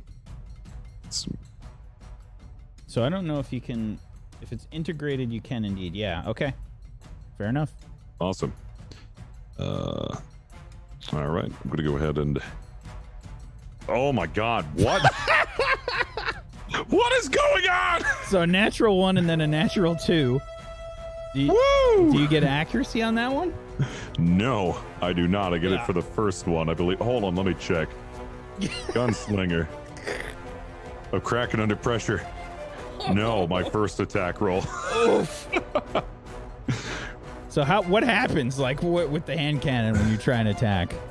It's so hot that I think I wasn't prepared for it. Like, it's just messing with my concentration. And, like, it's starting to eat me like, come on, Flanagan. Come on, you got this. Okay. So maybe your fingers, like, slipping, like, on the actual controls. Like, it's just getting really hot in here. All right. Fair enough. All right. I'm going to go ahead. I have one more special bullshit. I'm going to whirl up this massive robotic mount on the back of my mech, which holds my Cyclone Pulse Rifle. And with it, I can take, as a free action, I can fire my Cyclone Pulse Rifle. What? But with 2 difficulty, That's but since it has accuracy, I only get 1 difficulty. And I'm aiming it straight for the pyro. Yes. This is nuts. All right. I feel like there's all kinds of like warnings that are going off, like in Flanagan's cockpit, like just like everything's redlining. It's time to show him who's boss. 15 is a hit. But I need to take 1 difficulty. All right. 11 is still a hit. All right. So the Cyclone Pulse Rifle spools up. You just see Rashman like rush forward, like, and he's just like shooting with the fucking hand cannons, and then the fucking Cyclone Pulse Rifle spools up. Everything's like happening like all at once. So like everything, all the mounts are swiveling and turning, and just fucking like everything's so awkward. But one hand cannon strikes out, manages to catch the pyro in part of the armor, and does a tiny bit of damage. And the second hand cannon, he's just firing too fast. The bullet just goes flying off to the side, and then while he's doing that, the Cyclone Pulse Rifle's spooling up, getting ready to attack. Goes off. How do you kill it? So I guess I do like a Naruto run, like past Boomsling with my 2 guns. And like as my Cyclone Pulse Rifle is like charging up, you see this beam of light energy like radiating from my back. I Naruto run, go bam, miss with the other one, bam, and then I jump up, do a somersault, face this cannon at the pyro and scream, "Flash! Rush! Rush!" Excellent.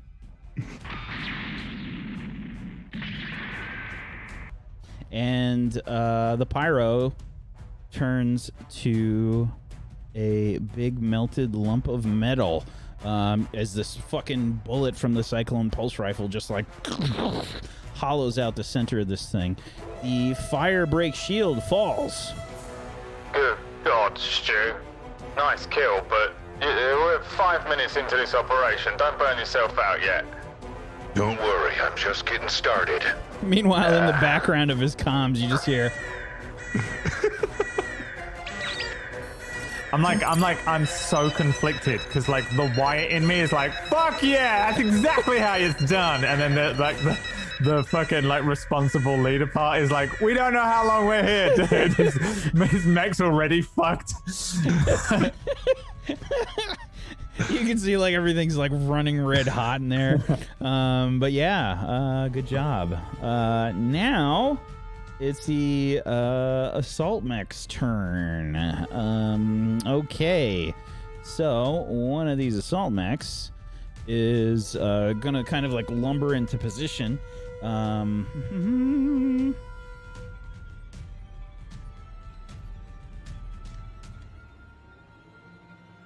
Ooh, very nice. I think we're gonna do that. Oh yeah, very nice. Wow, these things are great. All right. Wait, what's the range on this?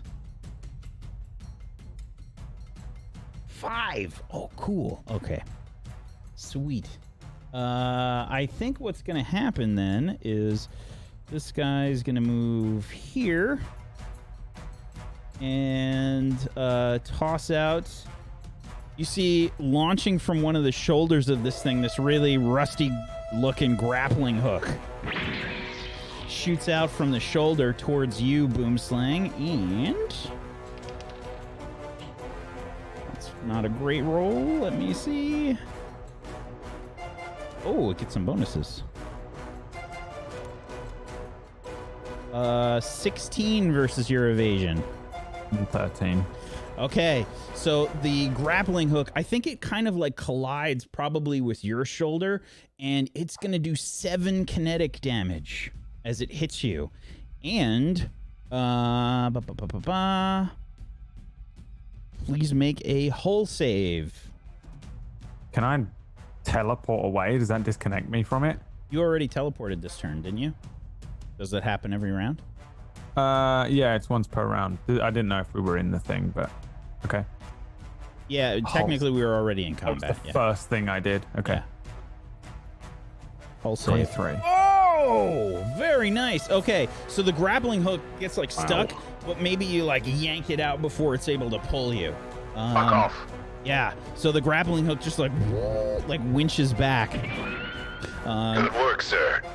But you still I'm did... pretty fucked up, by the way, though. Like, probably that entire side of my mech has got, like, some damage to it. Like, I haven't taken a structure yet, but yeah, I've taken a lot of damage. Because I took a boulder to the shoulder, and then this fucking thing has fucking probably just ripped off the pauldron or something.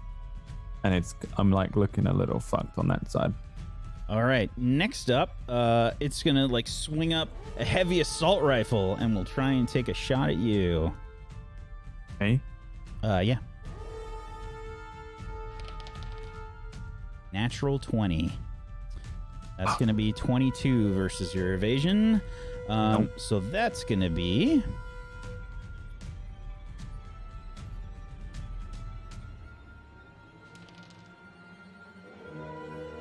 Let me read this real quick for the NPCs.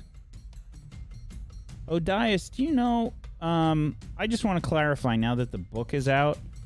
For NPCs that crit, do they get just double the damage on a crit? Or do they have to have specifically... Anyone watching on YouTube in the VODs right now, Odias is Wax alter ego. Yeah, he just Odias is the... sometimes. He's the super... It's like Smeagol and Gollum. Yeah. I don't think it's double. I think it's just you roll higher of the two, right? Well, you don't... So the NPCs... Are different? The NPCs don't have a range. They just get flat damage, so that's why I'm asking. Oh, okay. If it's just double or not.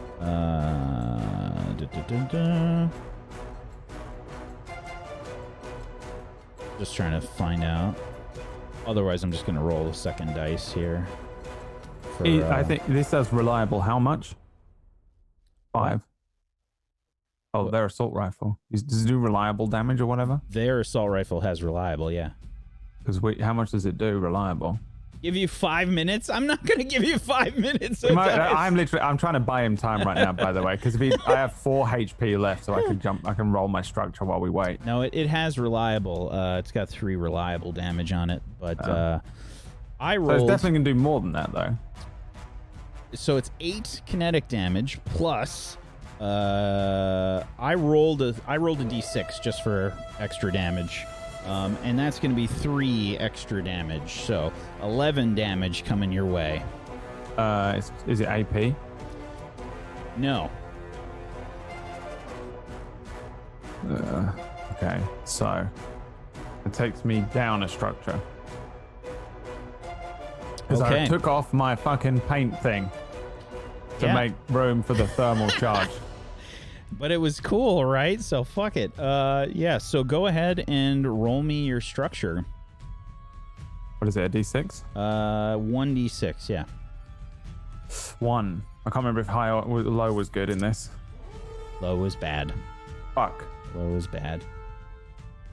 Gonna get my cheat sheet. God, I wish I could teleport away. All right. So, your mech is stunned until the end of your next turn. I mean, I can't communicate. Stunned. That's different from jammed. I think you're fine to communicate. You cannot overcharge, take free actions, reactions, move, or take any mech actions. You may unless it's a veteran or an ultra, it can't crit. Okay, so that was just a 8 on damage that you just took. So add 3. So whatever. So you're at 17 of 18. So it's still exactly the same thing, apart from some HP back. Yeah. Yeah. All right. Yeah. You may still mount or dismount your mech, eject, and take normal actions as a pilot. Attackers receive +1 accuracy to attack you, and you automatically fail at hull and agility saves when you're stunned. Alrighty. So I'm probably in the mech like, fuck it. Yeah, nothing's working. This is on you lot. Hurry up. Take them out quick. Sir, would you like me to move forward, or would you like Aurora to move forward first, sir? Aurora's all melee bullshit, isn't he? I can get That's correct, sir. Which one fired? The one on the right here. The one on our left. Yeah. So, even though Aurora, who has never been in combat before. Oh, wait, no, neither of you have ever been in combat before. Just simulations, sir.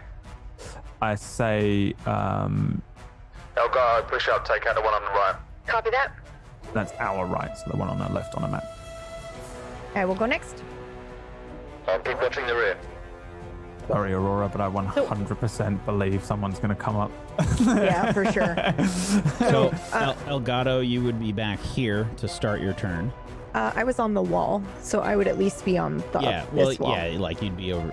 Oh, No, you wanted to be the on right this close wall? because we were in diamond formation. So Okay. he was in the front and I was on the Okay. So okay.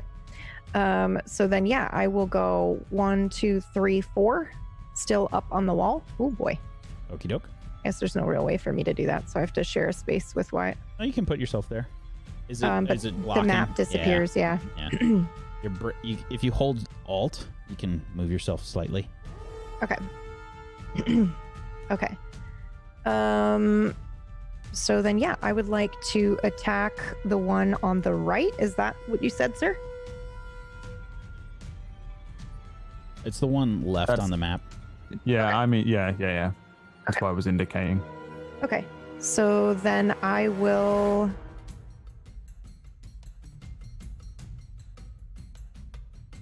Barrage then. Okie doke. So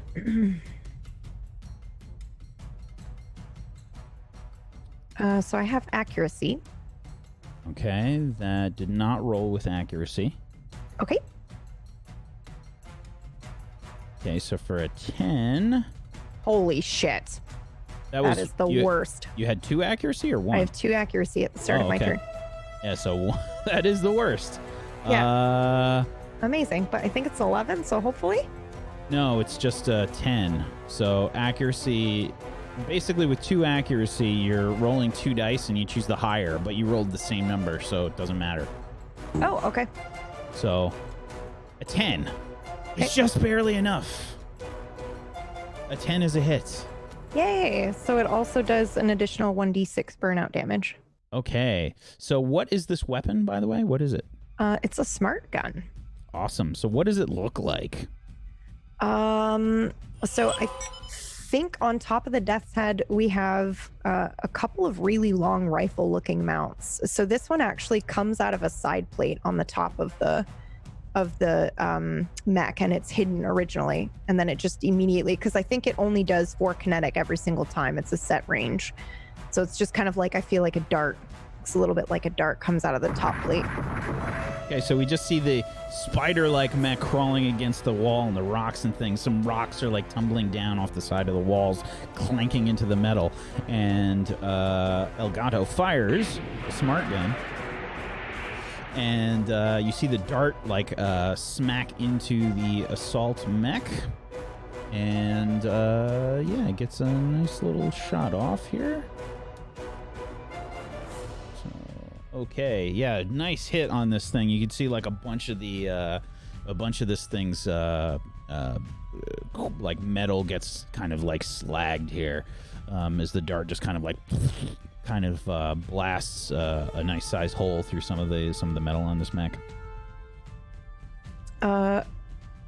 Okay, and then I will attack with my missiles, Okay. which do not hit. Oh, I still have an accuracy, but I doubt that's gonna do fuck all. Might. Maybe. It's an 8. The missiles launch out, but unfortunately they just kind of explode into the platform that's down here. And again, remember the platform's about 15 feet up, raised up from the ground, so just be aware of that like little metal plating there. Okay, so that was second one's a miss, and is that it for your turn? It is. Okie doke. Elgato has gone, and let's see. Next up, one of the assault mechs is gonna go.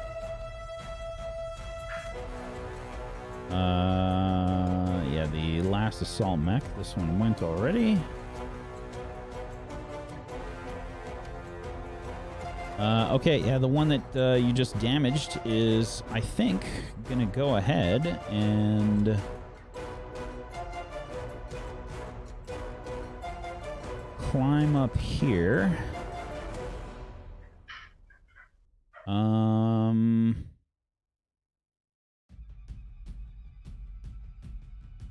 Just to the top of the stairs up here. And let's see. Well, actually, it would have to be right about, I think probably right here. Because you're on the wall there, Elgato. It's going to launch its grappling hook. It was a +2, by the way, just for future reference, because it's the Death's Head gets a bonus +1. It's just a +1, not an accuracy. Okay. Sorry, I forgot. Anyway. Alrighty. Can I say another bullshit thing? Does it not need to like go into someone's threat range to get on the stairs and then leave again? It doesn't get on the stairs. It just climbs up the platform. Oh, okay. All right. It has more movement than is required, so it's just going to climb up. Yeah. I don't even know if that's a rule though. I know it is in D&D, but I don't know if it is in this. I just rolled really shitty on this, but it does get some bonuses. Let me just check.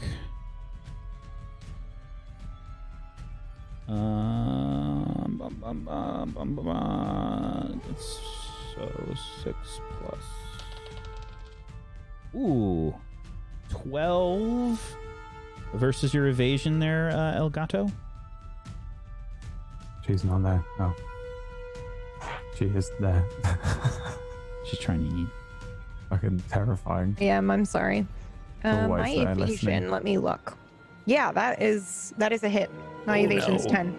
All right. So the grappling hook probably connects with one of your legs or something, and it gets sort of stuck in there. And I get a free reaction. okay, let me just read its bullshit first. Sure. Real quick. It will do damage unless your reaction does some bullshit. So it's going to be 7 kinetic damage to start. Okay. And what's your reaction? I get to fire at it. Okay. So yeah, I don't know if you have any armor, but you take 7 kinetic damage.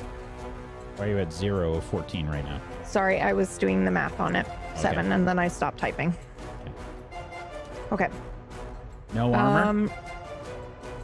Oh, I have 2 armor. Okay. So add 2. Okay, so I will. Oh my god, I had a Fire back at it. Battlemaster die. I hate my life. That moment when you're laying in bed and you're like, I could have. I had a Battlemaster die. 3 days later, it was like Friday, 2 weeks after the episode. Okay, so damage. What are you doing? Yes. I'm just double checking what I'm allowed to do. Okay, perfect. Yeah, so I'm going to go ahead and attack it. Oh, and that is a crit. It is. So And that's with your smart actually- gun? It is, and it's a 20 that I rolled plus the 2, so that changes things a little bit. Let me just read this talent. A natural 20. If your result is 20 on any ranged or melee attack, your attack is a critical hit no matter what, and instead of rolling all the damage twice and choosing the highest result, your attack will deal maximum damage. Very nice. So your max is it the D6 that gets rolled? Yes, so it would be 4 plus 6. Okay, so 10 damage. Yes. And I'm assuming you're so the one that I like can also do another 1d6, which will also be max damage because I steadied my aim last round. So you can sacrifice accuracy die on the next attack to deal 1d6 bonus damage. Okay. And you only gain this damage if it's a critical hit. Okay. How do you kill it? Yeah, I think it just like tries to grapple me and pull me off of the wall. And it totally then, does. Like you feel a leg like start to move, like you're about to get like okay, so launched my off the clamp, wall. one of my clamps has been removed, and then basically just the two rifles on top just immediately start and lock on and fire. Okay. Yeah. Launch out another one of those crazy smart darts. They're just like fucking insane. It probably looks like the Justin Hammer bunker buster thing that he uses in the Iron Man movie, except it actually works. All right. That one goes kaboom, and it's it's just like a pile of metal that's just kind of a chunk of debris gets launched out from the thing's torso, and it just kind of like. Nice, good job. Thank you, sir. All right, who's next? Like work. Slack that slack. Aurora. Last one's all you, Aurora. Coming in. Right, it's going to take so much fucking maths. So I'm going to move. So my move is now 5. So first thing, I'm just going to move. 1, 2, 3, 4. Move to here. Oh god, this dark map is really confusing me. So now, as a quick action. That's how far your sensor range is, so that's why I did it that way. Ah, okay, interesting. So you got his sensor range is only a 3. His So sensor it's got range like is a shit, little yeah. circle of fucking vision. I can't see anything. He doesn't need to be able to checking. see it until it's already being punched. This is like that late night trip to the bathroom. That's like Yeah, You're trying to stay asleep. I need one of those LED things that lights up the bowl. So I think looking at that map then, is that other mech within 3? It is. He's 3. Okay, so as this quick action, It is. this is one of my- So actually, no. Well, you can go up the stairs from where you are. I think that's fine. Okay, cool. So this is one of my new skills. Nominate a character in my sensor range as a quick action. My first attack that hits that target per round deals +3 bonus damage. So I will nominate that last assault mech, so I get +3 on my first attack on him every round. I am then going to yes, okay. I'm then going to lunge 3. Let me try and move this one. Come back here. 1, 2. That's close enough anyway. Am I now like level with him? Am I up? Or do I need to go like one more? Yeah. You're just barely like on the platform. Okay. So now I'm up. I'm going to attack him with my auxiliary melee. My progressive knife. Give it a little dink bomb.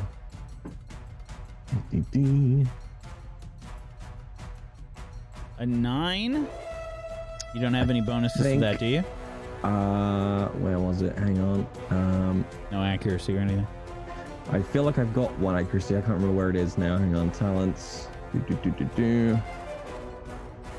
Yes, I got duelist. So gain +1 accuracy on the first melee attack on my turn. You need it. Where's my 1 accuracy? There it is. Okay, 2. just barely a hit. Excellent. So that'll be 2 plus my extra 3 from marking it with my hunter lock.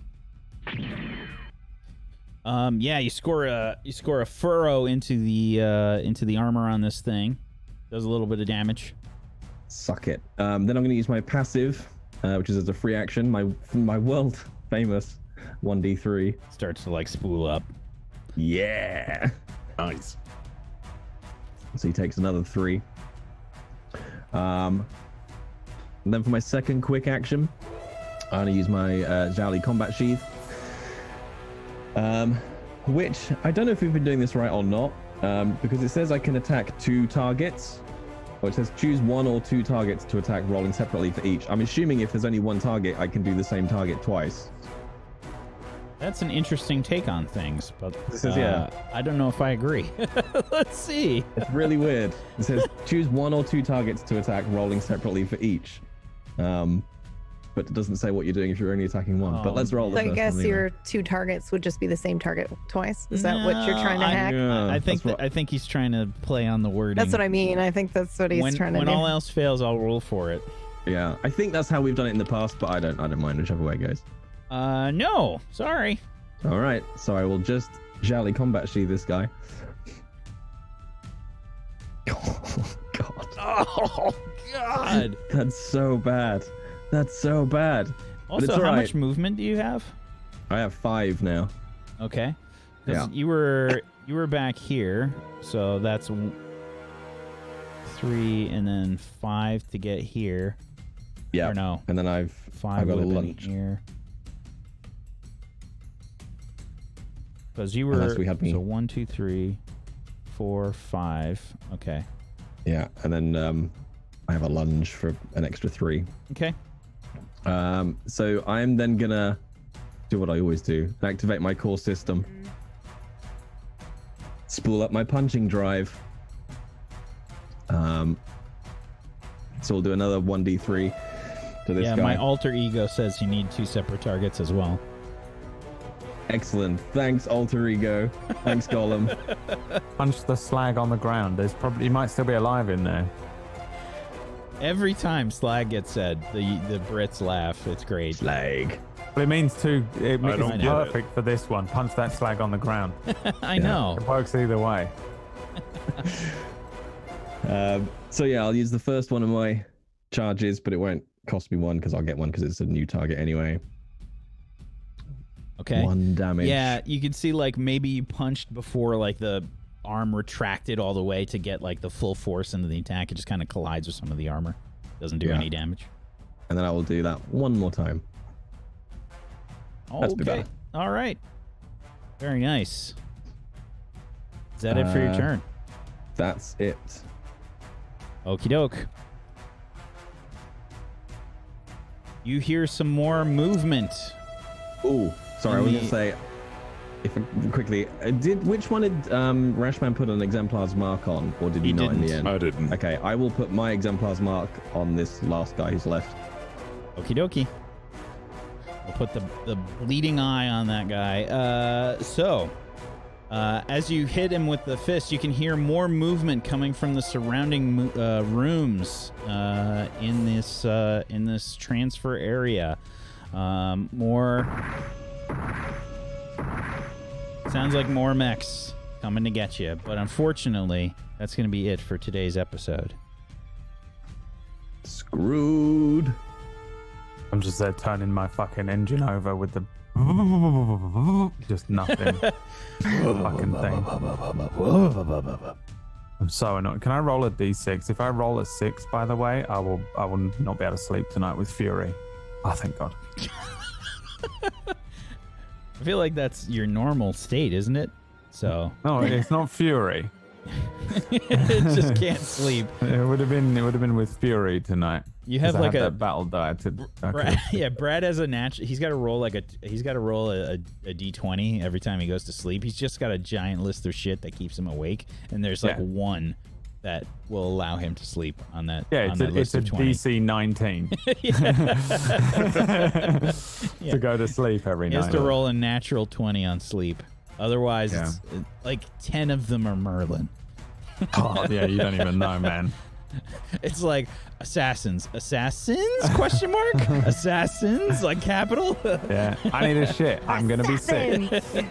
I'm itching my ear over and over, just endlessly in the corner. Yeah. That's all you can hear. I'm like, what the fuck is that? Like a fucking tortured thing. But that's gonna do it for today's episode. So yeah. Today's episode might have been just me trying to figure out how strong you are now at license level 4. And it's pretty a big strong, jump. apparently. It's a big Holy jump. shit. It's a big jump. And there's only 4 of us as well. I will say that these are all tier 2 mobs as well. So I don't know what that means. Well, there's 3 tiers of difficulty for all the NPCs. And each like tier goes up. They get like more HP, armor, etc. So these were all level 2. So good job. I took all that fucking structure damage. Yeah. I have biotic components as well, so I should have had an accuracy on the agility save, but I don't think it would have mattered. I will also say that Stu, it is so good that you knocked down that firewall. Because they made a choke point basically, and they were just gonna unload on you like horrible. The hot gates. Yeah. So that was it literally would have been. That was well done. Good job, everybody. Good job. We're gonna go around the room. We're gonna do some shout outs to wrap things up. Let's start with PB, please. Hi, I'm Pumpkinberry. You can find me at Twitch and Twitter at Pumpkinberry. I am doing a random biohazard point-and-click adventure game this week. It's super bizarre and strangely a lot of death and gore in it. So yeah, you can come and check that out over on my channel. Otherwise, I'm here again on Saturday doing the production for Reaper Relay and those creepy husk sounds. And then on Sunday for Dying Order. Thank you so much, PB. Jay? Ahoy hoy. I'm Jay Britton. You can find me on Twitter, voice Jay Britton, because the person who's got Jay Britton is just some weird country and western singer who never tweets and hasn't used it in 5 years. But it's fine. It's not a bone of contention. You can find me on Twitch, just Jay Britton, because it's a lot easier. And I was playing some Rise of Nations if you want some old school RTS shenanigans. Actually, I'll be doing a stream this Wednesday over on Amelia Tyler's channel. We'll be doing one of our little co-streams again where we're awful and horrible to each other, and apparently you weirdos find it entertaining in some way. You're all sick, help. And then I'll be back on my channel on Thursday, probably doing some more useless space wizard Jedi stuff. I think everyone's just waiting for actual physical violence to happen. It's not far off. It's gonna happen one day. Another one of those undercooked streams. She's been poisoning him. That's why the cold It's doesn't slow. go away. She's been dropping like arsenic into his coffee every day. Time for your afternoon coffee. Oh, thanks so much. Why does it taste like arsenic? Why does it taste like a bowl of arsenic? I think we've got like this mutually assured destruction thing now. Like there's so much evidence on Twitch from our streams that neither of us can actually do anything. And jury, we present you Exhibit A. This Yeah, I overcooked stream. I was just gonna bring up the basketball incident. Oh, for my fuck's sake. For living that down. Yeah, I don't think you deserve to, Jay. That was Yeah, that was pretty It was brutal. amazing. It was amazing is what it was. Oh God! Hearing Amelia laugh, I knew Yeah. immediately how bad it hurt. Like I could feel it. She hit her right in the nose. Yes. Thank you, Jay. Thank you for. We'll put the clip in the Discord, everybody. Oh, good. Millie, I'm counting on you. Fist. Hi, I'm Fist of the Walrus. You can catch me over at Twitch or Twitter, Fist of the Walrus. And currently I'm RPing on GTA 5, getting ready for Red M to drop. So refreshing on my RP chops. You can catch me over there playing Tony Spumoni. He's a cartel leader. And the story's just started. Fun fact, Tony Spumoni is the name of, was the name of one of my dad's bosses when he worked at a pizza place. No, it wasn't. No. No, it wasn't. Okay. Well, it'd been a cool backstory. We're just making shit up now in our personal lives. Tony. Just I'm cool. Thank you, Fist. Thank you, Brad. Hello there, it's me, Brad. I just want to state for the record, I hate being the leader. I hate being responsible. I hate even having to roleplay it. It was horrible. I think Here we are. I did it spur of the moment, by the way, when I made you an ensign. It really, I did not plan it at all. I just for said it some 'cause you were reason, like, oh, I was yeah, like, that's no, what I was the like, pilots say. he's got to be the fucking pilot. I got to make him an ensign, right? And Yeah. that's the only. So now I have forced you into the leader role, and my subconscious has just become my conscious, and I'm just laughing about it. It's great. It's great. Yeah. Yeah, it's extremely difficult for me to roleplay. it's so difficult to roleplay like somebody who is sticking to authority, and also just militaristic. Like I don't know military terms and stuff. It's like I in real life am just so like far from being intelligent on what they do and practice and say and stuff in any military situation, because I'm far more like crazy Wyatt in real life than, you know, Ensign Wyatt. Yeah, it was still fun to do and to explore spur of the moment in the time. I'm sad that Stu isn't in charge, and I hope I don't lead them all to their deaths, because it's horrible. At least when I'm being crazy and I roll 1-1-1-1-2 and everyone dies as Irish in Sector 49, I'm fine with that. When I'm trying to keep them alive and be responsible and stuff, if they die, it's going to be awful. Mother Duck leading the group across the road. I remember there was a. Was that the Sprawl? I think it was from the Sprawl. There's a move that's actually called Mother Duck. It's like one of the infiltrator moves or something. Because honestly, I think just now, with you saying that, Mother Duck is the first time I've ever heard it used just in normal conversation. I don't think I've ever heard that before, so thank you for helping with my enlightenment, Brad. I appreciate you. Right.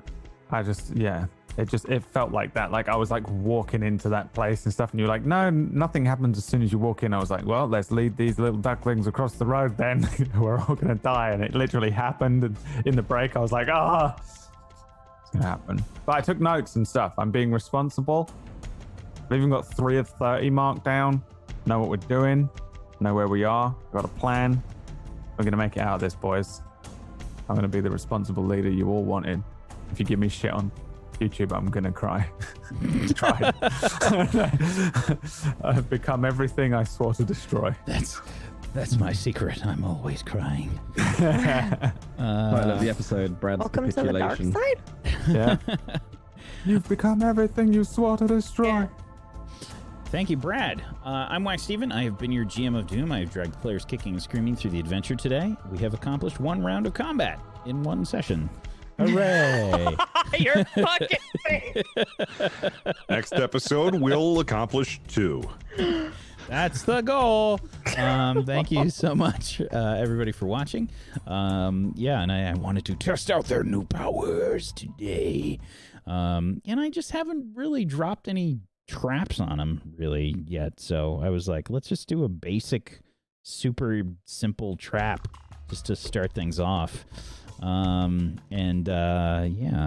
apparently it worked.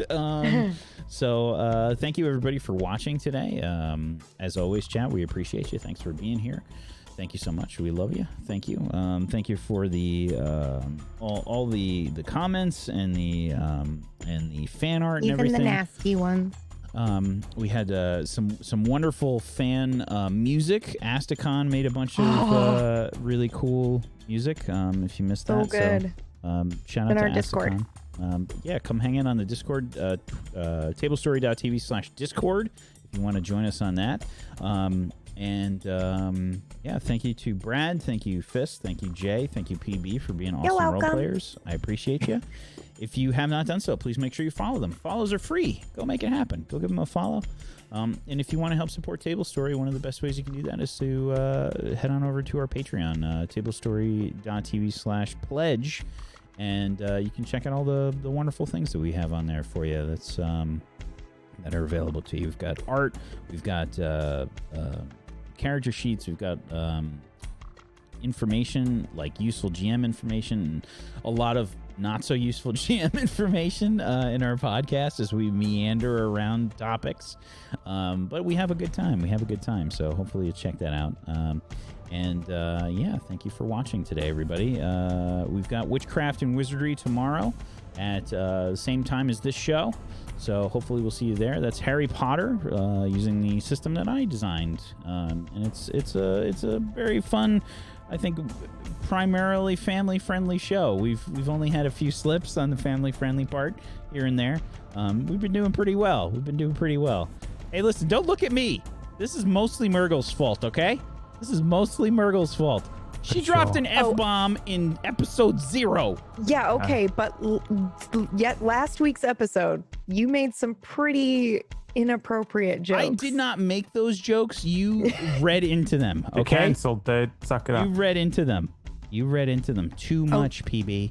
No, I didn't. These are 11-year-olds, okay? Okay. Join the Discord and I will post the clips that I have of Whack laughing and muting himself over the inappropriate jokes that they all made together. Laughing and muting counts as family friendly still. Yeah. Yeah. That's how Brad survives. That's how I get through all of these loopholes. That's why I'm still here. Thank you so much for watching, everybody. Don't forget Reaper Relay on Saturday as well, Yes, because thank you. and then Dying Order on Sunday, because it's just me, Whack, and Dan pulling our weight on this channel at the moment. So I guess And me, I'm doing production She's for doing Reaper. production. Nah, well, we don't see you on the screen, so it doesn't count. It's not work unless you see it happening. That's what I say. Wow, savage. Yep, that's right. How it is. Savage. Thank you, everybody, for watching. Peace out. Have a wonderful rest of your Monday. Good night, everybody.